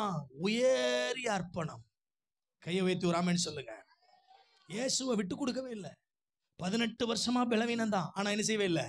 விட்டு கொடுக்கவே இல்லை. தலை நிமிரவே முடியல, ஆனா ஜபத்தை விட்டு கொடுக்கல, ஆராதனையை விட்டு கொடுக்கல, தேவனுடைய வார்த்தையை விட்டு கொடுக்கல, கர்த்தரை தேடுறதை என்ன செய்யல? விட்டுறாதீங்க. உங்க விசுவாசத்தை என்ன செஞ்சிடாதீங்க? விட்டுறாதீங்க. உங்க ஆண்டவர் மேல நீங்க வச்சிருக்கிற அன்பை விட்டுறாதீங்க. பைபிள் சொல்லு, ஆதியில இருந்த அன்பு இன்னைக்கு உனக்கு இல்லை. ஏன்னா நிறைய கலப்படம் தோத்துறோம், நிறைய விஷயத்துக்கு விட்டு கொடுத்துட்டோம், நிறைய விஷயத்துக்கு காம்ப்ரமைஸ் பண்ணிட்டோம். இன்னைக்கு ஆண்டவர் சொல்றாரு, இந்த சாயங்காலத்துல உங்க வாழ்க்கையில நீங்கள் தலை நிமிர்ந்து நடக்க போகிறீர்கள். என்னை மட்டும் விட்டுறாதீங்க, அவருடைய அன்பை மட்டும் விட்டுறாதீங்க, அவருடைய வார்த்தையை விட்டுறாதீங்க. அவர் கொடுத்த வாக்கு தத்தத்தை எத்தனை வருஷமா ஜெபம் பண்ணாங்களோ தெரியல, கிடைச்ச வார்த்தைக்காக. எத்தனை வருஷமா ஜெபம் பண்ணிருப்பீங்க? 10 வருஷம். இந்த இடத்த வாங்குறதுக்கு 10 வருஷம். 25 வருஷமா இந்த ஆலயத்தை கட்டுறதுக்கு என்ன செஞ்சிருக்கிறாங்க? ஜெபம் பண்ணி இருக்கிறாங்க. கர்த்தருக்கு ஸ்தோத்திரம். ஆமா, 7 வருஷத்துக்கு முன்னால வரைக்கும் இல்லையா? 7 வருஷத்துக்கு முன்னால இதை கட்டினீங்க. ஆமென். வாக்குத்தத்தம் கிடைச்சதுல இருந்து அந்த ஆலயத்தை கட்டி பிரதிஷ்டை பண்ற வரைக்கும் 2017 பிரதிஷ்டை பண்ணியிருக்காங்க. தோத்திரம். இந்த 17 தான் அந்த வாக்குத்தத்தம் என்ன செஞ்சிருக்கு? 25% தான் நிறைவேறிருக்கு. நான் சொல்றது புரியுதா உங்களுக்கு? எத்தனை சதவீதம்? 25. இந்த கால் நூற்றாண்டுல ஊழியத்தினுடைய 25வது வருஷத்துல ஆண்டவர் கொடுத்த வாக்கு தத்துவம் கால்வாசி 25%. இன்னும் எவ்வளவு நிறைவேறணும்? 75%. எப்ப நிறைவேறும்? சீக்கிரம் நிறைவேறும். ஒரு வழியில சொல்லுங்க, இந்த 100% எப்ப நிறைவேறும்? எப்படி நிறைவேறும் நான் சொல்லட்டுமா? ஆமென். மீதமுள்ள 75% நிறைவேறது எப்ப? அதனுடைய அடையாளம் என்ன?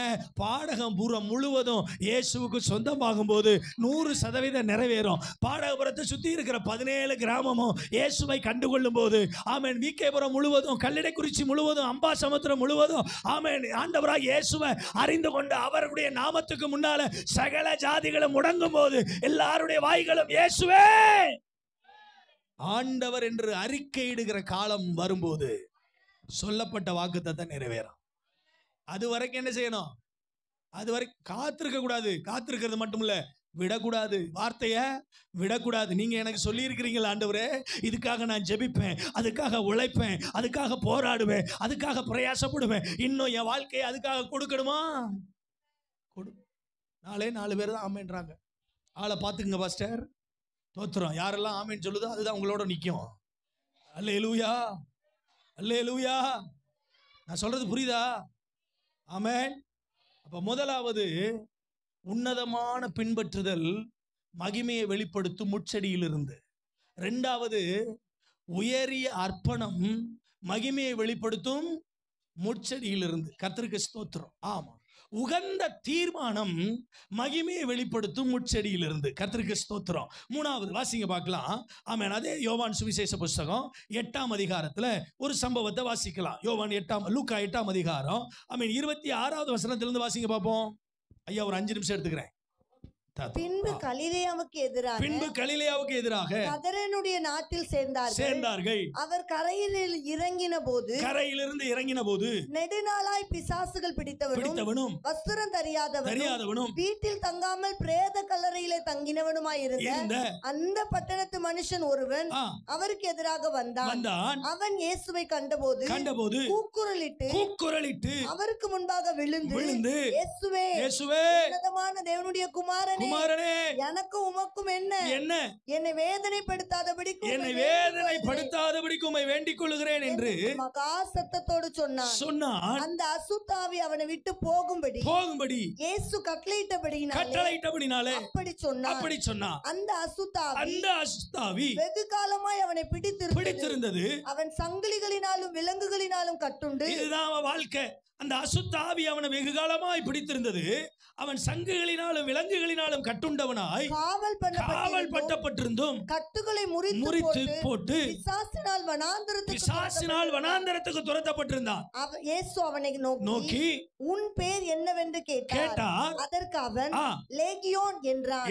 அநேக பிசாசுகள் அவனுக்குள் புகுந்திருந்தபடியால் அவன் அந்த பெயரை சொன்னான். எவ்வளவு அழகா சொல்றான் பாருங்க. அவனுக்கு ஏற்கனவே அப்பா அம்மா வச்ச பேர் இருந்திருக்கும். அவங்க அப்பா அம்மா வச்ச பேர்லாம் என்ன செஞ்சு போச்சு? மறந்து போச்சு. அவனுடைய நிலைமை எங்க? வனாந்தரத்துல இருக்கிறான், கல்லறைகள்ல குடியிருக்கிறான், கை காலில் சங்கிலியை போட்டு கட்டியிருக்காங்க, அதெல்லாம் உடைச்சிட்டான். வனாந்தரத்துல வர்றவங்க போறவங்க எல்லாம் பாதித்து அவங்களெல்லாம் தாக்குறான். அவனுக்குள்ள அநேக ஆயிரம் பிசாசுகள், ஏறத்தாழ 6000 அசுத்தாவிகள் அவனுக்குள்ள இருந்துச்சு. அவனுடைய வாழ்வு, அவனுடைய புத்தி, அவனுடைய அறிவு, அவனுடைய அழகு, அவனுடைய அந்தஸ்து அத்தனையும் போயிருச்சு.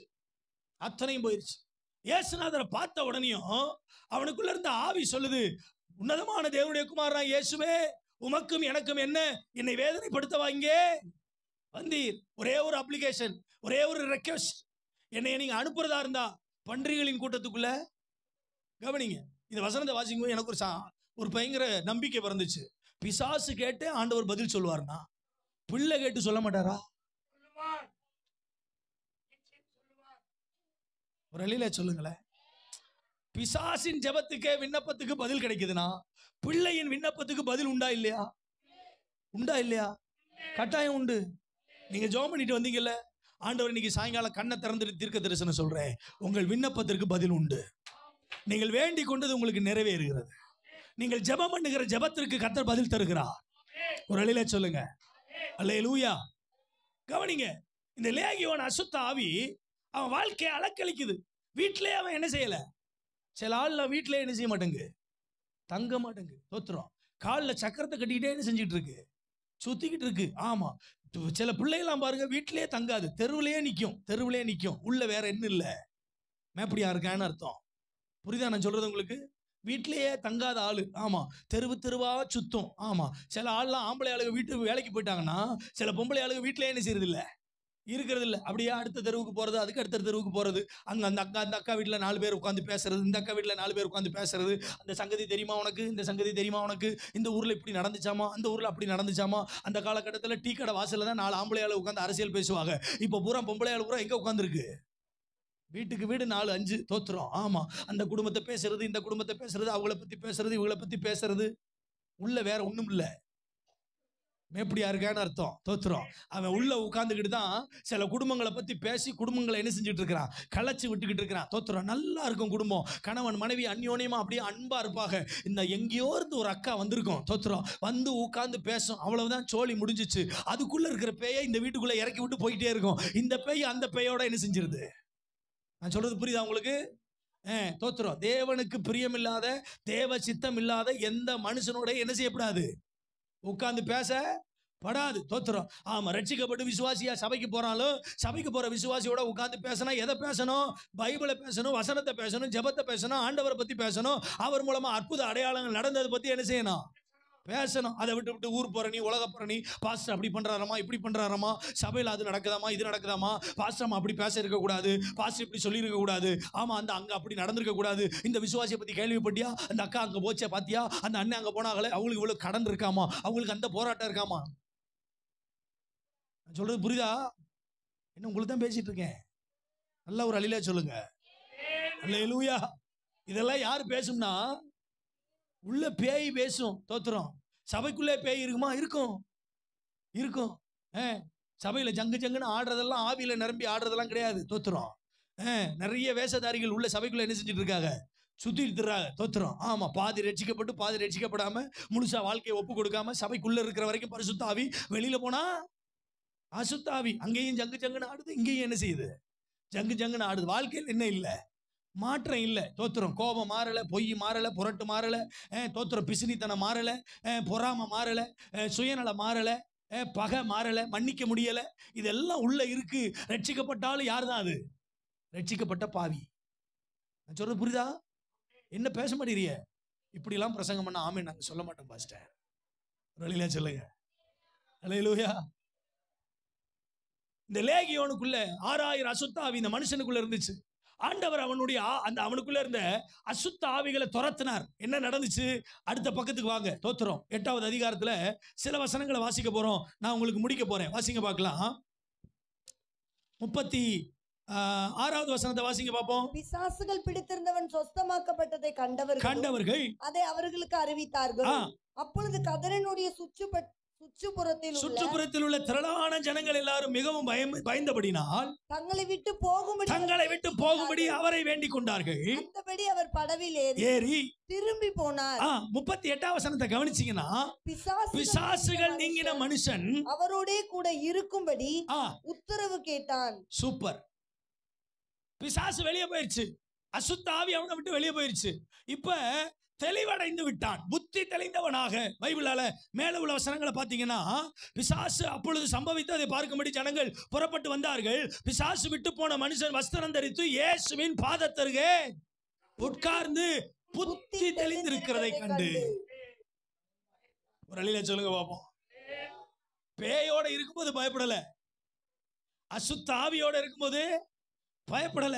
இப்ப புத்தி தெளிந்து இயேசுவோட இருக்கிறான், பயப்படுறாங்க. இது உலக வழக்கம். ரட்சிக்கப்படாத வரைக்கும் ஒயின் ஷாப்ல படுத்து கிடக்கும் போது, கெட்ட வார்த்தை பேசும்போது, சேட்டை பண்ணும்போது, 4 பேரை இழுத்து போட்டு அடிக்கும் போது, மற்ற காரியங்களை தூஷணமாய் செய்யும் போது, ஊர்ல இருக்கிற ஆளு நம்மளை பார்த்து என்ன செய்யாது, பயப்படாது. நம்மளை பத்தி என்ன சொல்லும்? அவன் அப்படித்தான், விடுங்க, அந்த ஆள் அப்படித்தான், அவர் அப்படித்தான், இப்படித்தான், 4 பேரை போறவார் அப்படித்தான் அப்படின்ட்டு சாதாரணமா போயிருவாங்க. அதே ஆளு புத்தி தெளிந்து இயேசுவை ஏற்றுக்கொண்டு ரட்சிக்கப்பட்டு கையில பைபிள் எடுத்துட்டு சர்ச்சுக்கு வர ஆரம்பிச்சா என்ன செய்ய ஆரம்பிச்சிருவாங்க? பயப்பட ஆரம்பிச்சிருவாங்க. தோத்துறோம். ஆமா, போச்சுரா, மாறிட்டான்டா, ஏதோ ஒன்று ஆகி போச்சுரா, அவனுக்கு ஏதோ பண்ணிவிட்டாங்கடா, இப்படி. தோத்துறோம். நான் சொல்றேனே, ஏதோ ஒன்ன பண்ணியாவது புத்தி தெளிஞ்சிருச்சா இல்லையா? ஒரு அழில சொல்லுங்க பாப்போம். புத்தி தெரியாததுனாலதான் வேற ஒரு இடத்துல, வேற ஒரு பாவத்துல, வேற ஒரு ஒண்ணுக்கு முன்னால விழுந்து கிடக்கிறோம். இப்ப புத்தி தெளிஞ்சிருச்சு, இயேசுக்கு பக்கத்துல வந்துட்டான். கையை உயர்த்தி ஒரு அழில சொல்லுங்க. நான் உங்களை பார்த்து கேட்கிறேன், நீங்க இயேசுக்கு பக்கத்துல இருக்கிறீங்களா? இயேசுக்கு பக்கத்துல இருக்கிறீங்களா? நீங்க இயேசுவுக்கு பக்கத்துல இருக்கிறீங்கன்னா உங்களுக்கு புத்தி தெளிஞ்சிருச்சுன்னு அர்த்தம். இயேசுவை பக்கத்திலே வச்சுட்டு ஊர் ஊரா சுத்தி வர்றோம்னா இன்னும் ஒரு வழியில சொல்லுங்க பார்ப்போம். அல்லேலூயா. இயேசுவை பத்தி தெரியும், பைபிளை பத்தி தெரியும், ஜெபத்தை பத்தி தெரியும், ஆலயத்தை பத்தி தெரியும். ஞாயிற்றுக்கிழமை ஆராதனை விட்டுட்டு ஊர் ஊரா சுத்தி வரும் சில கேஸ். தோத்துறோம். அங்க நடக்குது இங்க அந்த கூட்டம், இங்க நடக்குது இந்த கூட்டம், அங்க போவோம் இங்க போவோம், அந்த டவருக்கு போவோம், இந்த கூடாரத்துக்கு போவோம். இப்படி கூடாரமா டவரா சுத்தி சுத்தி சுத்தி சுத்தி சுத்தி வர்றதுனால வாழ்க்கையில விடுதலை. அதனாலதான் ஒரு சபையை தேர்ந்தெடுக்கணும், ஒரு போதகருக்கு கீழே அடங்கி இருக்கணும். காலையில சொன்னாங்க பாஸ்டர் சொன்னாங்க, 25 வருஷத்துக்கு முன்னால சபை ஆரம்பிக்கும் போது எங்களுடைய முதல் விசுவாசி இன்னைக்கு எங்களோட கூட இருக்கிறாங்க. ஒரு வழியில சொல்லுங்களேன், அவளுக்கு நல்ல ஒரு கையை தட்டுங்களேன். ஆமென்.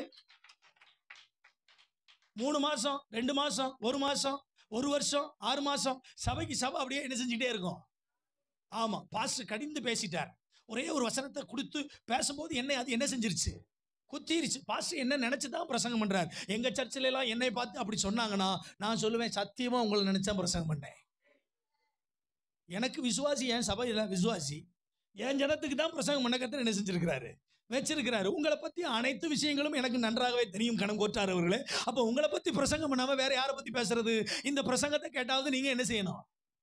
நீங்க மனம் திரும்பாம என்கிட்ட விரலை நீட்டிட்டு என்னை பத்தி நீங்க இப்படி தப்பா பேசிட்டீங்க, இனிமே உங்க சபைக்கு நான் வரமாட்டேன், அடுத்த ஒரு கூடாரம் ஆயத்தமா இருக்கிறது, வாருங்கள் ஆசீர்வதிக்கப்பட்டவர்களே அப்படின்னு உங்களை அழைக்கிறதுக்கு. அதனால டக்குன்னு அங்க போய் உட்காந்துருவீங்க. அங்க போனா 6 மாசம் கழிச்சு அவர் என்ன செய்வாரு? ஆவிக்குரியவர்கள் அனுசரிச்சு போகிறவங்க, தடவி கொடுக்கிறவர்கள் உங்களை என்ன செய்ய மாட்டாங்க, உள்ள குத்தாம சீலை பிதுக்காம உள்ள இருக்கிற ரணம் என்ன செய்யாது, மாறாது.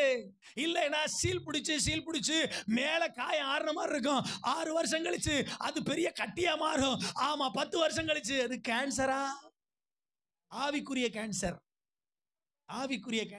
தோத்துறோம். அப்புறம் கடைசியில கொண்டு போய் தேவ பிதா என்ற, நான் சொல்றது புரியுதா உங்களுக்கு? இன்னும் ஒண்ணு பேச மாட்டேறிய? வழியில சொல்லுங்க. புத்தி தெளிந்தால் இயேசுவோடு இருப்போம், புத்தி தெரிந்தால் ஜெபிப்போம், புத்தி தெளிந்தால் தேவ ஆலயத்தில் தரித்திருப்போம். இப்போ எல்லாரும் இயேசுநாதரை பார்த்து நீங்க உங்க ஊருக்கு போங்கன்னு சொல்றாங்க. இப்போ எல்லாரும் இயேசுநாதரை சொன்ன உடனே ஆண்டவர் தான் ஊருக்கு போறார், திரும்பி போறார். எங்க இருந்து வந்தாரோ அங்கே போறாரு. போகும்போது இவன் என்ன கேட்கிறான், ஆண்டவரே நான் உங்களோட கூட என்ன செய்யணும்? கையை வைத்து ஒரு ஆமென் சொல்லுங்களேன். இவன் ஆசையை பாருங்க. ஆமா, நான் இயேசுவோட இருக்கணும். ஆண்டவர் சொல்றாரு, எப்பா நீ என் கூட இருக்கிறத விட இந்த ஊர்ல இருந்து உனக்கு கிடைச்ச அற்புதத்தை, உனக்கு கிடைச்ச விடுதலைய நீ ஊரெல்லாம் போய் என்ன செய்யணும், சொல்லணும். இப்ப அவன் எடுத்த தீர்மானம் அவனை ஊழியக்காரனாக மாத்திருச்சு. கையை உயர்த்தி ஒரு அழில சொல்லுங்க. அவன் எடுத்த தீர்மானம் ஆண்டவருடைய நாமத்தை பறைசாற்றுகிறவனாய் மாட்டி விட்டது. இன்னைக்கு ஒரு அழில சொல்லுங்களேன், அழில சொல்லுங்களேன். முள் செடியை போல இருந்த, முட்புதரை போல இருந்த இவனுடைய வாழ்க்கைய தேவன் அநேகரை கர்த்தருக்கு நேராக திருப்புகிற ஊழியக்காரனாக என்ன செய்து விட்டது, மாற்றி விட்டது. கீழே உள்ள வசனத்தை படிச்சு பார்த்தீங்க அப்படின்னா, ஆமென், இயேசு அவனை நோக்கி நீ உன் வீட்டுக்கு திரும்பி போய் தேவன் உனக்கு செய்தவைகளை எல்லாம் அறிவி என்று சொல்லி அவனை அனுப்பிவிட்டார். அந்தபடியே அவன் போய் இயேசு தனக்கு செய்தவைகளை எல்லாம் பட்டணத்தில் எங்கும் பிரசித்திப்படுத்தினான். இயேசு திரும்பி வந்தபோது ஜனங்கள் எல்லாரும் அவருக்காக காத்திருந்தபடியால் அவரை சந்தோஷமாய், கையை வைத்து ஒரு அழில சொல்லுங்க, அல்லேலூயா. ஊரெல்லாம் போய் இயேசு தனக்கு செய்ததை என்ன செய்ய ஆரம்பித்தான், அறிவிக்க ஆரம்பித்தான். என் அன்புக்குரியவர்களே, உங்க வாழ்க்கை முட்செடியை போல இருக்கா? நிந்திக்கப்பட்டு, அவமானப்பட்டு, சிறைப்படுத்தப்பட்டு, எல்லா நிலைகளிலையும் போராட்டங்களையும் அவமானங்களையும் நிந்தைகளையும் அனுபவித்து சிறைப்படுத்தப்பட்ட நிலைமையில பிசாசனுடைய ஆக்கிரமிப்புகளோட, நஷ்டங்களோட, இழப்புகளோட, எதிர்பார்த்தவைகள் கிடைக்காமல் போனதுனால ஒரு முட்புதரை போல உங்க வாழ்க்கை வாழ்ந்துகிட்டு இருக்கா? ஆண்டவர் இன்னைக்கு உங்களை சந்திக்க விரும்புகிறார். உங்கள்கிட்ட இருந்து தன்னுடைய வல்லமையை வெளிப்படுத்த விரும்புகிறார். உங்கள்கிட்ட இருந்து கர்த்தர் தன்னுடைய வார்த்தையை வெளிப்படுத்த விரும்புகிறார். உங்கள்கிட்ட இருந்து தன்னுடைய பிரசன்னத்தை வெளிப்படுத்த விரும்புகிறார். உங்கள்கிட்ட இருந்து கர்த்தர் தன்னுடைய அக்கினியை வெளிப்படுத்த விரும்புகிறார். நீங்க உங்கள்கிட்ட இருந்து வெளிப்படுகிற அந்த வல்லமையினால அநேகரை கர்த்தருக்காக திருப்ப போகிறீர்கள். கையை வைத்து ஒரு அழில சொல்லுங்க. அநேகரை கர்த்தருக்கு நேராய் திருப்ப போகிறீர்கள். அநேகர் ஆண்டவரை அறிந்து கொள்ள போகிறாங்க. உங்களுக்கு ஆண்டவர் வெளிப்படுத்த போகிற அற்புத அடையாளங்கள் அநேகரை கிறிஸ்துவுக்கு நேராக என்ன செய்ய போகிறது, திருப்ப போகிறது, திருப்ப போகிறது, திருப்ப போகிறது. ஐயா, அந்த பிசாசினால் அடிமைப்படுத்தப்பட்டவனுடைய வாழ்க்கையில அவனுக்குள்ள இருந்த அந்த அந்த அந்த உறுதியான அந்த அந்த அந்த தீர்மானம், ஆமென், அவன் வாழ்வில கர்த்தருடைய மகிமையை வெளிப்படுத்தியது. 18 வருஷமாய் கூனியாயிருந்த அவளுடைய வாழ்வில் இருந்த, ஆமென், ஸ்தோத்திரம், அந்த உன்னதமான அந்த அர்ப்பணம் அவள் வாழ்வில கர்த்தருடைய மகிமையை வெளிப்படுத்தியது. சகரியா எலிசபெத்தினுடைய குடும்பத்தில் அவர்களுக்குள்ள இருந்த உன்னதமான பின்பற்றுதல் கர்த்தருடைய மகிமை என்ன செய்தது? எத்தனை பேர் ஆண்டவருடைய மகிமையை வெளிப்படுத்தலாம் நினைக்கிறீங்க? ஆமென். நான் முற்பதர் தான். நான் என் வாழ்க்கையில் இருக்கிற அனுபவங்கள் எல்லாம் மோசமானது தான், இழந்து போய் தான் இருக்கிறேன். ஆமென், அவமானத்தோடு தான் இருக்கேன், நிந்திக்கப்பட்டு தான் இருக்கேன். ஆனால் கர்த்தர் என் மூலம் மகிமையை வெளிப்படுத்த போகிறார். என் மூலம் தன்னுடைய வல்லமையை வெளிப்படுத்த போகிறார். என் மூலம் தேவன் தன்னுடைய வார்த்தையை நிரூபிக்க போகிறார். அல்லேலூயா. நான் முட்செடியாய் இருக்கிறதுக்காக ஆண்டவருக்கு நன்றி சொல்லுகிறேன். முட்புதராய் இருக்கிறதுக்காக நன்றி சொல்லுகிறேன். எனக்குள்ள ஒரு உயரமான உன்னதமான அர்ப்பணம் எனக்குள்ள வரட்டும். இன்னும் ஆழமான உறுதியான தீர்மானம் எனக்குள்ள வரட்டும். ஆமென். தேவன் விரும்புகிற உகந்த அர்ப்பணம் எனக்குள்ள வரட்டும். அந்த அர்ப்பணத்தோட, அந்த அந்த பின்பற்றுதலோட, அந்த தீர்மானத்தோட இயேசுவுக்காக நான் வாழ போறேன்.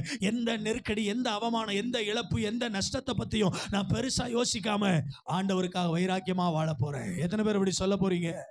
எத்தனை பேர் இப்படி சொல்ல போறீங்க? இருக்க இடத்துல அப்படி எழும்பி நின்று கண்களை மூடி நம்ம ஜெபிக்க போகிறோம். பரிசுத்த ஆவியானவர் இன்னைக்கு உங்களோட கூட பேசி இருப்பார்னா எல்லாரும் எழும்பி நின்று கண்களை மூடி வாய்களை திறந்து